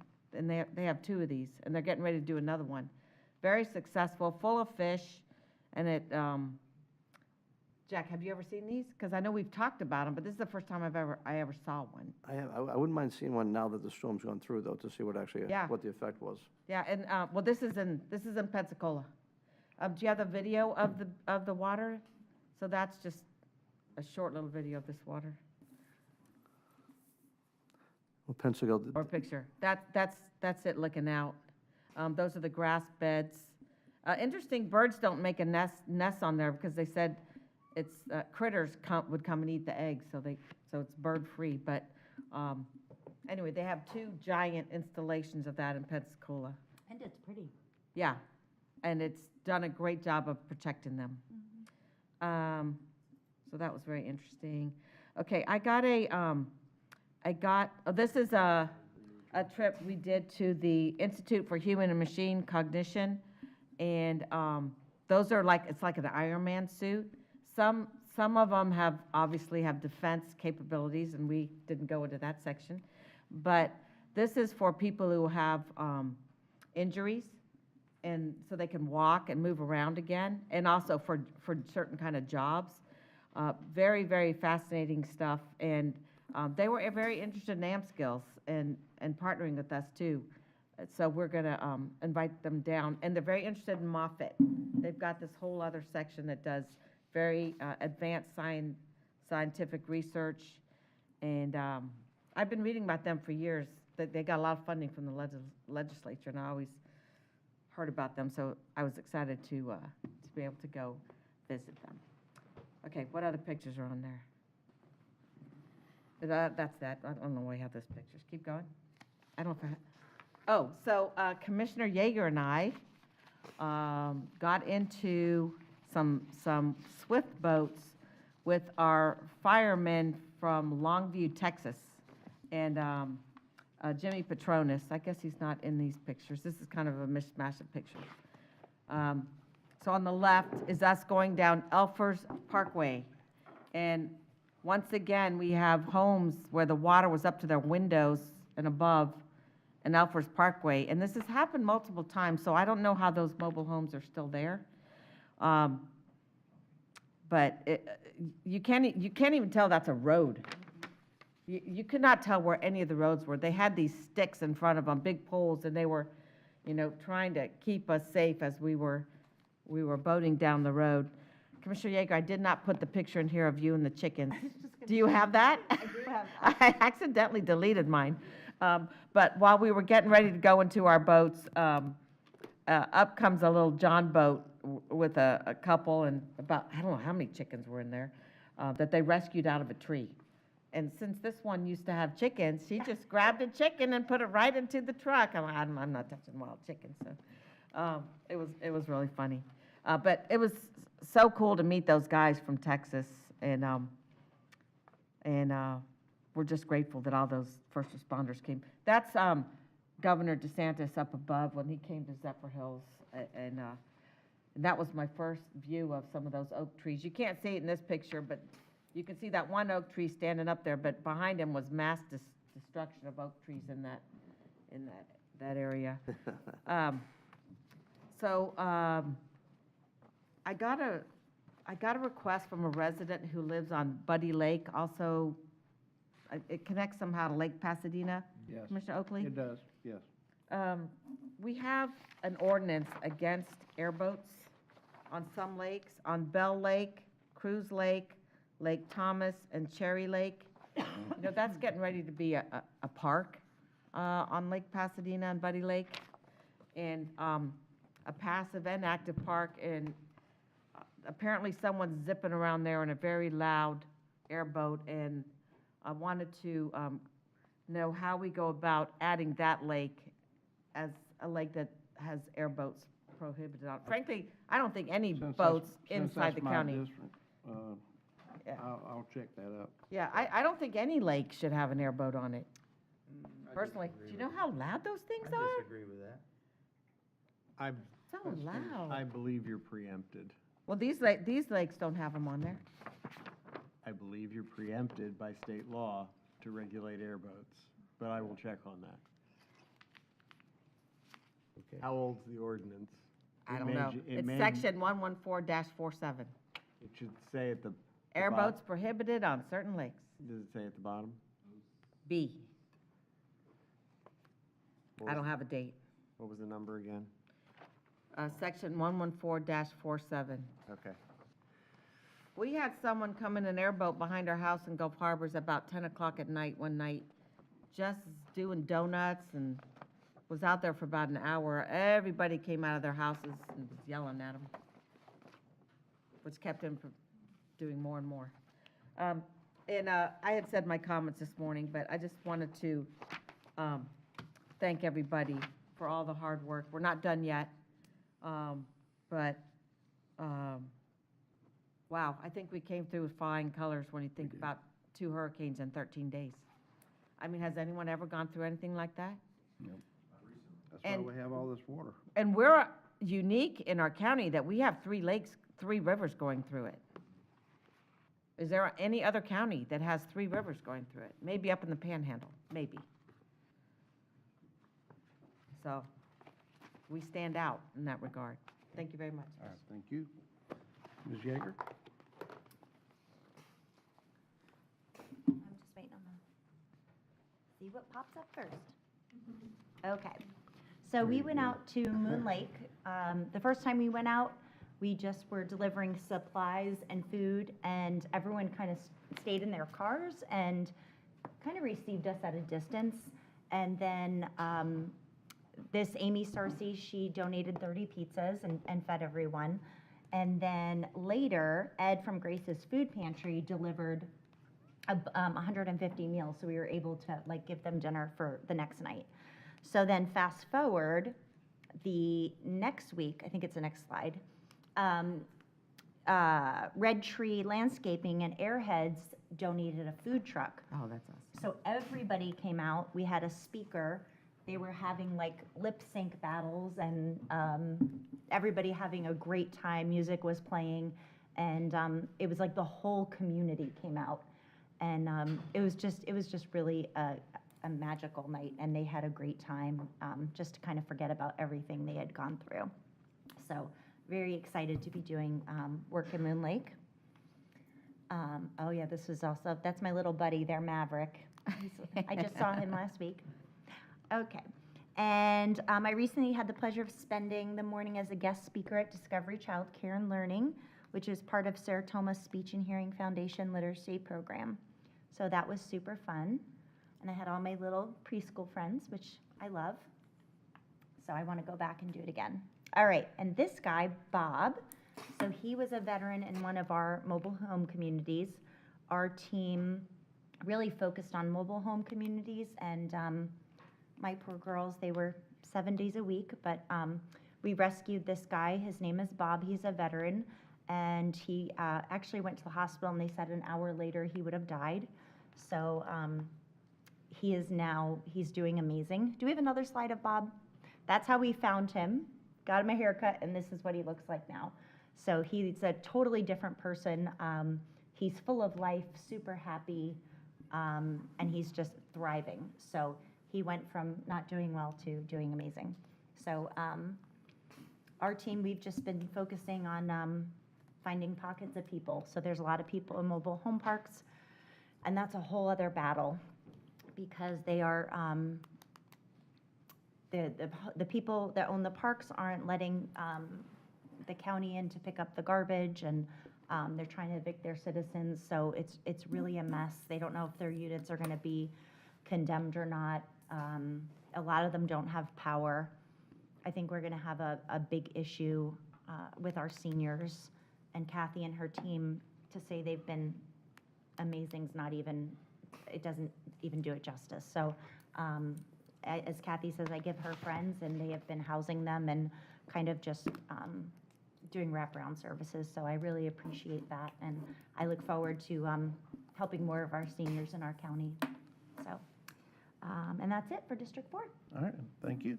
Mr. Mariano. Thank you, Mr. Chairman. And I want to say, Lisa, I do appreciate your stepping in to fill that pocket for both Catherine and I in our districts where just so much going on. So you're filling that in. You're doing a phenomenal job. So we greatly appreciate that.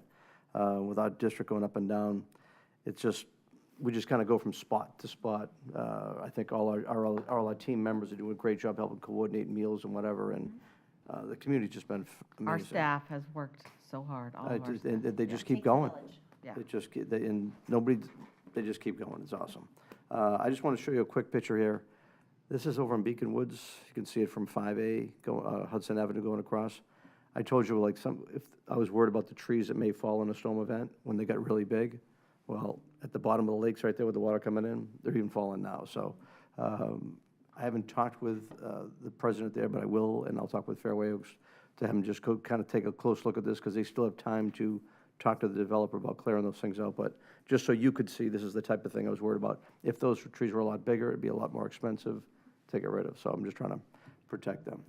But all in all, I'd just like to say, Kevin Pliska, new to the position, what a phenomenal job he's been doing. John Batista, Tim Tressler in the EOC, getting stuff done, coordinating with everything that's going on. And this coordination effort is going to keep on going. They are doing a phenomenal job, as is all the team. Kathy, I know you're slammed. JP, I know you're busy as heck. And just with everybody doing everything they possibly can. I'm going to tell you, I'm sure you guys see it as well. The community just appreciates it. Everybody wants more and more, but I think we're really tracking the right way. So I'm proud of everybody here, everybody that works with us. And again, the community that we have coming together with an event like this is just so inspiring. 2 events. 2 events, yeah. Commissioner Oakley, I had Yeah. 2 photos that I neglected to show. I'm sorry you can't see the video, but I sent it to all of you to your phones. So, Try to take 5 minutes, right? 5 minutes. I've been helping feed the folks in A Place in the Sun, and we are connecting with a Christian organization that will go in and help them clean up, because their clubhouse, they haven't even begun to remediate. There was mold. They had all these books that were getting moldy and in their bookshelves. They didn't touch anything, and it was horrible.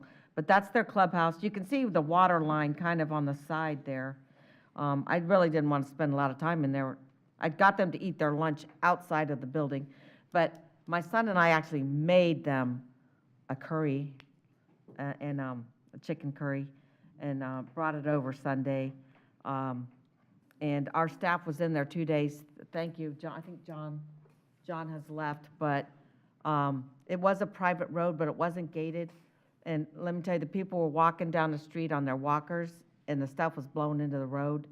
So I'm just so grateful they went in there. And they got most of it, but some of the people, like, put the trash in their carport. And there was no way for the arm to get in there, so we'll have to get community people to go in there and help them. But, Lisa, thank you for keeping an eye out on that community too. Yeah, so that's, oh, here it is. This is my Aristida house. So, you know, people, Thousand Oaks people, you got nothing on me. And that's filled with my stuff from my boathouse that I had to evacuate. So you can't tell, that's my driveway. It got 14 inches in my garage. But you know what? Did it I'm get not in your blaming house? the county that the river overflowed its banks. Did it get in your house? No. I built my house high. I Oh, went okay. 3 foot, I did 3 courses of brick high to get out of the 100-year floodplain. So, you can see, it covered my first step, but it did not get in the house. But, you know, I don't expect you to find an answer to hold back a river. I don't. And, so I just wanted to show you. And the storm surge, sure, you couldn't control that.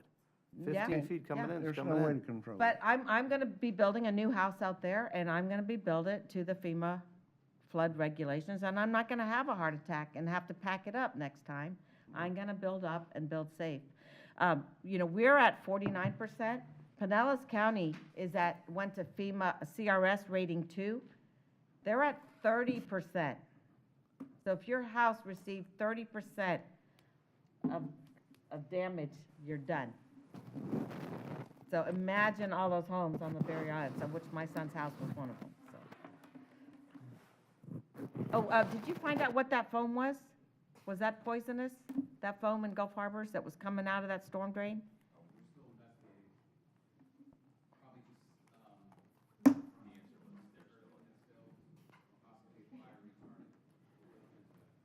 Fire retardant coming off the golf course?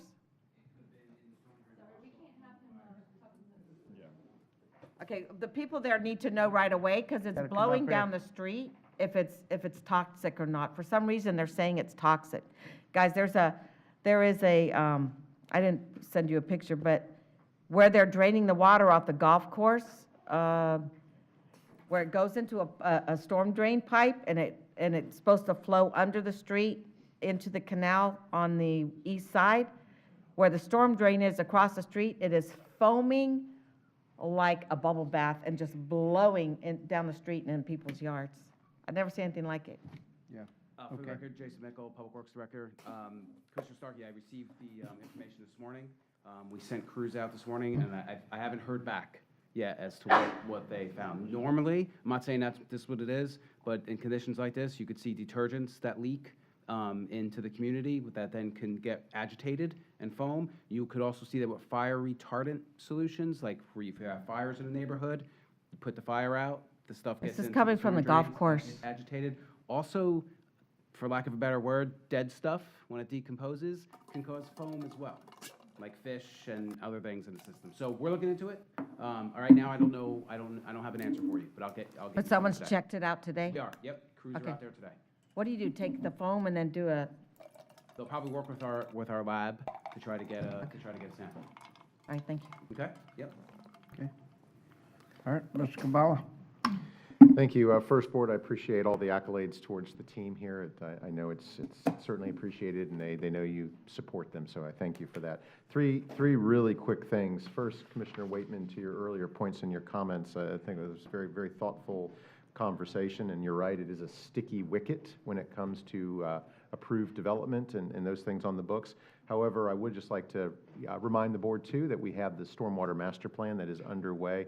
Mr. Mickel and I spoke extensively during the course of the storms about accelerating the pace of that to try to get answers and projects on the books that hopefully we will be able to bond in the future to make real progress. But also I wonder, and I'm just kind of throwing this out to the board here, is that there are a number of stormwater regulations, SwiftMud regulates and things out there. If it would be good to perhaps use one of our workshop sessions to sit down and talk about stormwater regulations, what's out there, and educate and learn. Because as times change and things evolve, I'm looking at living shorelines as examples of things that are resiliency projects, and perhaps the new normal is shifting in terms of strength and severity of storms, and it's just an opportunity to have a conversation and education, and perhaps throw new ideas out there to talk about it. Because, as you point out, Commissioner, I do think this is something that does take years to evolve, and that evolution has to start somewhere. So perhaps that is something the board may be interested in, and if so,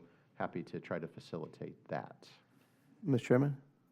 Yes, sir. Yeah, I think it's a great idea. I think, and we talked, and Commissioner Waitman, I'm glad you brought it, because this is a great time to get information like you'll never get again. And this may be the extreme of everything, but at least you know from the core you can look at. I mean, when I first started, every time we looked, it was after 2004, I looked at every zoning was coming in, I was looking at what flooded, what didn't. Every single time it came on, then finally I think things got addressed fairly well. But I think it's really good to look at it, because literally going out to that Crella Drive, I encourage all of you to go there. When I look at that site and I have this engineer telling me how this is okay and this can be protected, when they don't factor in any of the pervious that can absorb the water, and now that's going to be gone, and I'm going to have a few hundred homes in there, creating more impervious, it's going to come quick on a rapid storm. I don't buy the formula that they're going to be okay. And for them to be able to raise the road on one side, go to the other side, it's something really, we need to pay attention like never before. Because I know we've all heard it. You heard about from people from Erin cut off, too much going on, too much going on. We can make it all work. Extreme events are going to be blown up, but at least we got to make sure we're making every event we can to the minimal. And I'm just saying, from what I saw, what this engineer was telling me, he says he's justified. I'm going to have my team look at it, our team look at it, but I suggest you guys look at it too. So I think it's a great idea, Mike. Yeah, I appreciate what you're saying, and the fact is, and Mike knows this too, that GIS reports on where we are right now with the waters and the flood waters, we're taking note of that, and we're taking pictures to know where it's at. So that's going to help us in the future. I think so. With a lot of things, because we haven't seen water at this height. So, Okay, thank you, sir. Thank you, The last two items, I don't think I necessarily need a motion, but other than just maybe some tacit head nods on a letter I'd like to send, worked with Jeff's team to pen a letter to State Florida Department of Emergency Management, kind of just codifying our understanding of certain actions that we've taken with solid waste and debris management in terms of our contracts. Yep. We'd just like to pen it just to make sure we've kind of sent our understanding forward to the state with regards to that, just have it signed by the chair. Okay. Unless there's something. Yeah, you'd need a motion to authorize the chair to sign the letter to Mr. Guthrie. In that case, I would seek a motion to have this letter that we've penned, Okay. and I'll get a copy of it to all of you it's basically factual documentation of Right. what we've understood through conversations with the state regarding some of our debris Okay. contracts. So moved. Entertain a motion? So moved. All right, Mr. Second. Maryland? Yep. I got a motion and a second. All those in favor say aye. Aye. Aye. Motion passed 5-0. Next thing? Thank you, sir. And the last one is more of a walk-on agenda item. You have a copy of this there. It's file number CV 250023, delegation of authority to execute satisfaction of mortgages.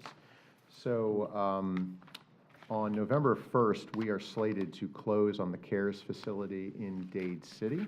Right. The board recently approved that in August. You've also approved $1.3 million from the state, which will take over to complete construction of that. There are still a number of liens on the property that need to be cleared. So in order for CARES to clear those liens, they are selling another asset, their facility on Clock Tower.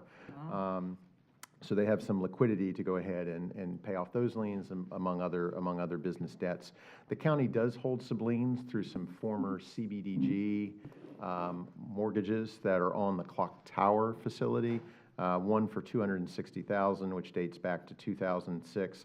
A couple of recent ones for $30,000, but those were federally donated dollars. I think the purpose of those mortgages has been satisfied, and I'm basically asking the authority be delegated to me to satisfy those mortgages.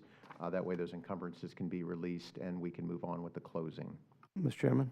Yeah, I have a question. So I saw that, and I'm glad we're discussing it, because I don't know if I'm really fully comfortable with just forgiving it, I think that's what you're saying, to waive it. I'm not even sure that's legal. So go ahead, Kathy. All right. So what we're looking to do is on the mortgages for the CARES and Clock Tower, though we're not looking to get paid on it? to forgive it? So we don't own the building at Clock Towers, but we do have these liens on it. And in order for us to close on the other property over in Dade City, they need to pay these liens off. And so they're using some of the sale money to pay these liens off, and therefore we are going to forgive these on them. So we can close. Wait, can you not use they? Can you not use I'm sorry, pronouns, so I'm clear? Cares. CARES, we're buying a building from CARES in Dade City. No, this is the building Mistake. that was, That they didn't get, that we got. that they are going to be transferring to us to complete it for a senior center. Okay, which building has the mortgages on it? The clock tower has this particular CDBG mortgages on it. But the CDB, whatever, my understanding from getting those grants is it has to be used for the same purpose. I'm not, Marcy, maybe you can come I up mean, and- we have a CDBG grant on AmSkills, and if we ever sell that building, it has to go to be used for the same purpose. The loan is, the mortgage is forgiven in 30 years. This was, I think we have 18 years on it right now, so it isn't a full 260, I think. When it you comes say out- we, do you mean the CDBG county. grant still CDBG, has? Yes, The county. the CDBG county. Okay, and we're buying out that grant on the clock tower? That's, Mr. Chairman. It's not making if- sense If to I, me. let me try. okay. They ran into trouble in the senior center. The state asked us to take it over. In Dade City. In Dade City. You're right. Take it over. Right. It is lean to the hilt. They are trying to sell Clock Tower to pay off those liens, otherwise those liens become yours. Okay, but with the CDBG grants, those have restrictions on them. That's true. So Marcy, you can come up and explain, but she can waiver these. At the Board of County Commissioners' direction, we can waiver these. Otherwise, we're going to have to go through the court process. Oh, I did not to know you release could that. waive those. I haven't ever heard her say that. I thought that was a federal thing. Marcy Esberg, Director of Community Development. So the mortgages that we put on any CDBG grant over a certain amount is part of the way we do business here in Pasco County. It is not a HUD requirement. We do it because that's the way our office has been funded for years, and we turn the money back into the community so that it could continue to be used for low and moderate income persons. So, so the board has the right to forgive those. You know, so yes, the restrictions that are on the building in Clock Tower are just the same as you would have seen on the AmSkills. And so that's why this is coming to the board, is because then the board has the right to say, we'll forgive these. Okay, I never heard that we could forgive. Mr. Chairman? Yes, sir. I mean, I have a problem putting both of these together. So let's talk about just Dade City first. So Dade City, we took over the building. Did we take over the liens too? We haven't So in Dade taken it over, I City, don't they believe yet. need to sell their clock tower to pay off the liens so we can take the building over on November 1st, free and clear. All right, so let's talk about why don't we do these two separate transactions? Help me with So we are understanding. not, so yeah, to answer your first question, we have not taken over yet. The board has agreed to the sale and purchase agreement, that was back in August, to purchase or to take over the facility.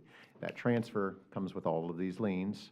The state went through a special appropriation to provide $1.3 million to the county to complete the construction, essentially, of the facility. And pay the liens? The liens are separate. No, the liens were not part of the calculus. So I don't, so can we CARES just- is leveraged to the hilt. And so, you know, if they don't sell the clock tower facility, I will tell you this, again, they will likely end up in bankruptcy. That this was discussed previously. If they end up in bankruptcy, then all assets become part of the bankruptcy proceedings in the court, and you probably won't see the CARES facility in Dade City coming to us as well, because they can do, I think, a 90-day look back, I think, too. Right. So we'll be stuck in this. The most expedient thing at this point is to forgive the liens, is to forgive the mortgages and move on so we can accomplish I don't like it, you don't have to like it, but it's quite honestly the most pragmatic thing to do under the circumstances. Yeah, it's not something you have to do, but I would not advise closing on the senior center in Dade City unless those liens are cleared, because you inherit more liability than you do getting rid of it. So the, Kind of a paper thing, really. so the proceeds from the closing at Cares and Clock Tower is going to pay off the liens over in Dade City. That's right. San Antonio Credit Union and the contractor will be made whole on the senior center. That title will come to us free and clear. At least that's the way this transaction is set up. If we don't take our 260,000 and 30,000 or whatever those numbers were on Clock Tower, because then they can use 100% of the proceeds from that transaction to pay those two creditors off on Dade City. Right, then we're I guess able to- Cares can be another conversation about what are they doing, what are they going to do? Because I don't want that money disappearing either to some other thing. What money? Clock Towers sold the building to a sober house living facility. We take over the Dade City building during closing November 1st, and they have nothing to do with that senior center in Dade City anymore. We take over the We're really care not of the losing seniors anything. in Dade City You're- area. Because that would have stayed with them forever and then eventually goes away. So I get it and I would move Yeah. approval. Yeah. I got a motion? I'll second it. I got a second? All those in favor say aye. Aye. Aye? Aye. Aye. Okay. Pass 5-0. Is that everything, Mike? Yes, sir. Mr. Steinsteiner? To answer Commissioner Starkey's earlier question, the ordinance was passed in 2006, at least its last revision. Chapter 327.60 local regulations says that you can adopt a local ordinance, but you may not discriminate against airboats for ordinances adopted after July 1st, 2006. And here's the caveat: unless adopted by 2/3 vote of the governing body enacting such ordinance. So I recalled there was a preemption. The preemption can be overridden by 2/3 vote. So you could based on what I'm reading here, I think we could add that lake. I think a lake that's bordering a park should be airboat free. And most of that, and that lake is in a bowl, so it must just reverberate like crazy in there, Well, so, there's in Buddy Lake, there's a sinkhole. yeah, And so. it took a lot of water out of that lake. Yeah, that's not a water body, I think, should be having an airboat on it, so I would like for us to suggest that, Well, I don't want to fight with my rural neighbors in East Pasco County, because a lot of them have airboats. A lot of them have airboat airboats. on that lake? Hmm? Is it, no, I'm just talking about that one lake, not other lakes. There's public access to talking about- that lake. There's public access for fishing in that lake, Well, I Pasadena. don't care, I'm fine with fishing. I know you don't care, You but- don't have to fish in that, So- an airboat. Well, there's a lot of people that legally have airboats and Well- should be able to use them. That's gonna be one heck of a park out there, It's not going to be in the park, so. gonna be abutting the park. Can I just Yes. share? It's 2 seconds, go ahead. We cannot end this meeting without a big thank you to this guy who visited 911 and everybody in the emergency center. So he brought a lot of smiles, and I think he brought a lot of joy. So. And he brought 5 pounds to everyone's waistline with ice cream on his birthday. Is he gonna have trading I've cards seen And I too? believe he's the official county dog now. That reminds me, do we have an update on our Yes. deputy? Excuse me, Mr. Mariano, I believe you raised your hand. I was just going to ask that maybe it'd be good to have that ordinance sent to all of us so we can take a look at it. Yeah, we can all look at it. So you On want the to, airboat. I want to just see it. Just see it, okay. as it exists. We're not going. Oh, as it exists. You don't want me to draft one? No, no, no, and- just- okay. No, just Okay. as it is. Yeah, not a problem. Okay, and I've allowed myself 30 minutes. No, I'm not spending 30 minutes talking about things, but the fact of it is, we went through Hurricane Helene, Hurricane Milton. Everybody knows it, everybody's heard it, just on and on. I've been out talking to people. I went to the enclave where that area in the enclave development is a bowl, and that water rushed in there, and we were able to, with the help of State Guard, to save a lot of people in that area.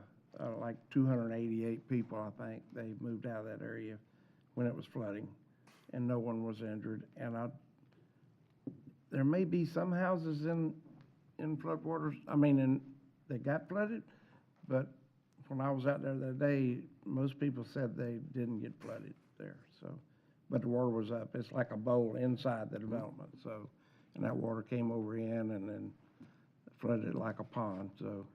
But 288 people were moved. And then I was over at the Outlet Mall, and I got to be in one of those, I think they call it a fat truck or a toy truck, but I was able to travel in one of those with the State Guard. Went out into the pond to the backside of the Outlet Mall. The water at that point in time that we were in was a part of those floodwaters, but the fact of it is, it had to travel or gain 5 or 6 feet before it got up to road level. And at that point, I just never realized that actually the mall would flood. And it looks like they built the mall up enough that didn't happen. So, but the builders of that were, I guess, looking at the 100-year floodplain or whatever, but it was well taken care of. So I'm not going to say it'll never flood before or again, because there's always that chance of getting a 300-year or 400-year storm in our area, but it hasn't this time. I've worked with the people there that live in Hickory Hill, been trying to pump water over the old railroad track bed over there. I've worked on that since I was at Swiftmud in 2007 till now. And I think when this all first started, I was the only one, there were some people in east side of the county, Seabarn, that realized we put pumps there at one time or other to pump water over, because there's a culvert there that if it was, and I tried to get permission from the Evans family, if it was set even a foot lower, those homes would have never got flooded if that covered. But that didn't happen, but they gave them permission to pump over. And we did that up until the point of all the river was flowing into Dade City, and we couldn't pump any more over because we would just continuously flood neighbors out there, and we didn't want to do that, and we didn't do that. So, but a lot of people, even though it's happening on the west side with everything they have, is kind of a little different than on the east side, where we're a bit higher in some areas because we're on the Brooksville Ridge. So we got hills and things of that nature. Even though we got the river and that over there too, we have a lot of beautiful 150-year-old oaks and all that didn't make it through the storm. And this is not the first time we've lost a lot of big oaks, but a lot of oaks have been planted before, and they'll be planted after this. So they're very majestic and very beautiful oak trees. And they got to be 150 to 200 years old, as huge as they are. And just to let you know that my plans at Historic Courthouse will be to take the oak that I was afraid that was going to come down on the World War II memorial.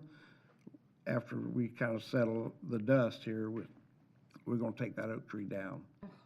And then it's fixing to fall on a World War II memorial. Can't keep it from, I mean, a big limb came off. I heard about it. I was afraid it was going to be in that memorial, and I got there and it was not. So be thankful then that it didn't happen. We can take that tree down, and it looks like we're gonna come back in with some, maybe some cabbage palms. So that's a state tree. We look back in history and in front of the courthouse in history back maybe 50 years ago or so, it had cabbage palms in front of that courthouse. And they're in the picture. So we're going to straighten that up, but we got to take that tree out. We've been told by arborists, yeah, that actually that tree has been needing to come down for quite a while. So, but we're going to have to do this. Just letting you know, so. But, then we all went to had a big discussion at St. Leo University and discussed a lot of things happening around the state and the county, and very, very informative presentation from myself, Danny Burgess, Randy Maggard. Seth, you were there too, right? Yeah, Seth was there also. Yeah, but it was a very informative meeting, and a lot of people got information they didn't have, so those kind of things are very important. I can't thank each and every one of you, my board members and county attorney's office, Mike and all your staff and all of our employees all over the county for what they've done during this time, because thank you just doesn't sound good enough, but I'm telling you, it's well noticed, not just with us, but others in our tri-county, or I guess tri-county area of the Tampa Bay region with Hillsborough, Pinellas, and Pasco County. People notice when you carry out the right kind of job for your county, and they have noticed Pasco County has done just that. So I think, I don't know what the format, I want to ask one question, then I'll be done, but one question is on the FEMA meeting on Thursday night at the historic courthouse, which I will be there. What is the plan? I mean, is it going to be just like this other one they had? And because I'm afraid people are going to go there looking for county information, more than just FEMA, but county information. They need both, but yeah. Yes, sir. So that was the intent. That was kind of the lesson learned from FEMA's meeting that they had at the Hudson Library, is that folks really kind of want information from both. So it's my understanding FEMA will be there as part of that, but we will have county personnel on hand to discuss county-specific issues and matters for the county. All right. Sounds good. There's also there was a virtual option as well. That'll be through Teams or WebEx that will allow folks the opportunity to watch and ask questions. Okay. Well, when we had it over in Hudson, there was over 100 people watching that on one of Troy's trucks that he had broadcast over there. There was over 100 people in the parking lot there at the Judicial Center that watched that going on. So, I mean, you'd think, well, they wouldn't be interested, but over 100 people gathered to see it. There was some interest there, so. Yeah, lots of it. Yeah. So I expect, knock on wood, I expect a big crowd, but the fact of it is, I expected a much bigger crowd here today too, but it didn't come to be. But I know we've done a lot of messaging out there. I thank Troy many times for the type his trucks are, and they're going down through and broadcasting that message to everyone. It really paid off. From Helene to Milton, it really paid off a lot for our people moving. Yeah. And it did a good job, so. Can I ask a thank question, you many Mr. Chairman? times. Yes, sir. So I know years ago, we tried to put a swamp out for billboards. And I know there's at least 2 or 3 on 19 alone that have been just ripped off their foundation. What happens to a billboard after the fact? Can they put it back up? Well, if it's non-conforming, then it's 150%. No, if it's non-conforming, it can go back up. But if it's just their signs, you know, they've No, I mean the whole, foundation, like the I think support they're system done. split. Yeah. Oh, good. Give me the address. They're a lot of signs that will be changed. That's all I got. I just got a little notice about red tide. Do we know what's going on off our coast with red tide? I do not, but I'll certainly get back to The you. Weather Channel's showing a map, and it's got us with red tide off the coast. Yeah, but I hadn't, I'd like to know. Also, I'm sorry. pardon me, but I forgot to ask the clerk what he would like to say. And then I'm ask sure about he the has dengue fever stuff. What? The dengue fever. Go ahead. something. Go ahead. Nothing on behalf of the clerk, but just an anecdotal type thing, because I mentioned earlier about 2004, when the Charlie and two others crisscrossed Polk County.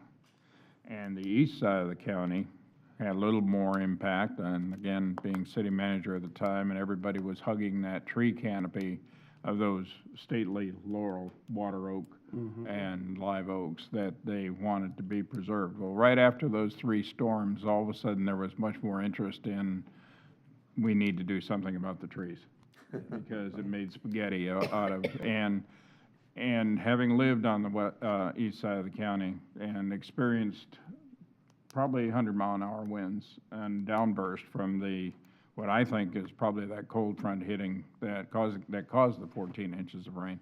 I'm not a meteorologist, just play at it. But if you notice in the Dade City area, the trees, for the most part, are pushed south.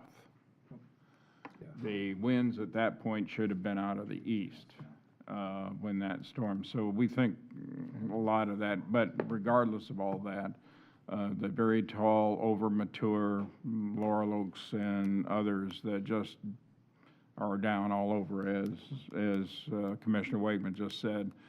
And while the canopy in Dade City was changed in 2004, it's been changed tremendously again. And it's amazing. You drive down the street and the sky is open. And it's a little shaking. Oh, I'm not looking forward to seeing it. Now, Ms. Starkey, what were you talking about? I missed the call about, where we talked about dengue fever. There are, I know of at least one, and really two, stores on 19 that have exposed tires.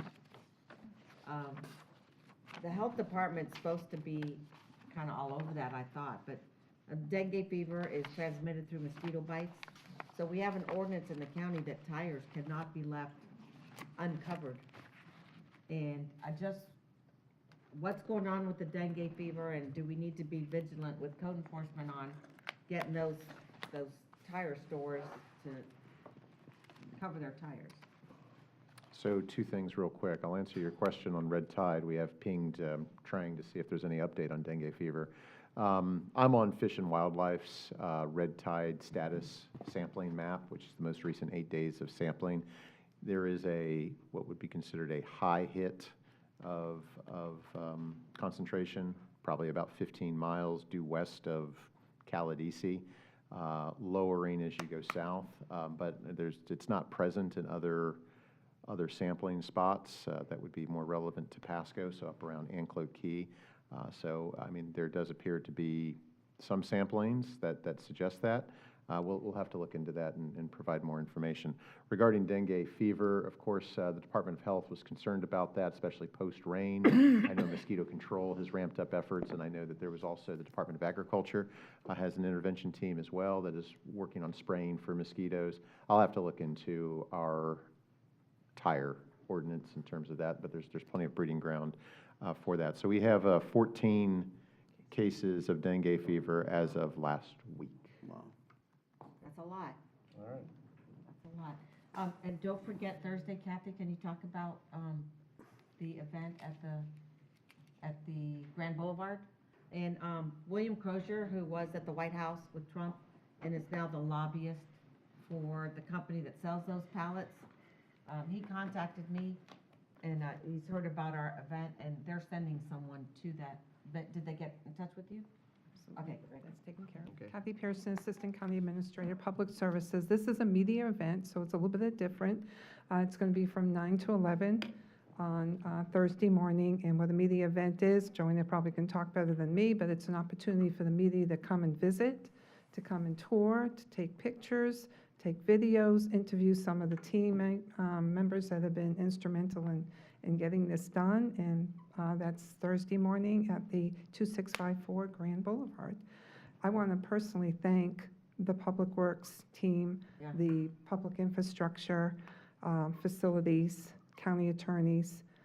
I am simply blown away by what they did in a few weeks to create what they created down there. And so thank you all from the bottom of our hearts. And hopefully we're going to have some great success stories come out of that. And when will we start filling the?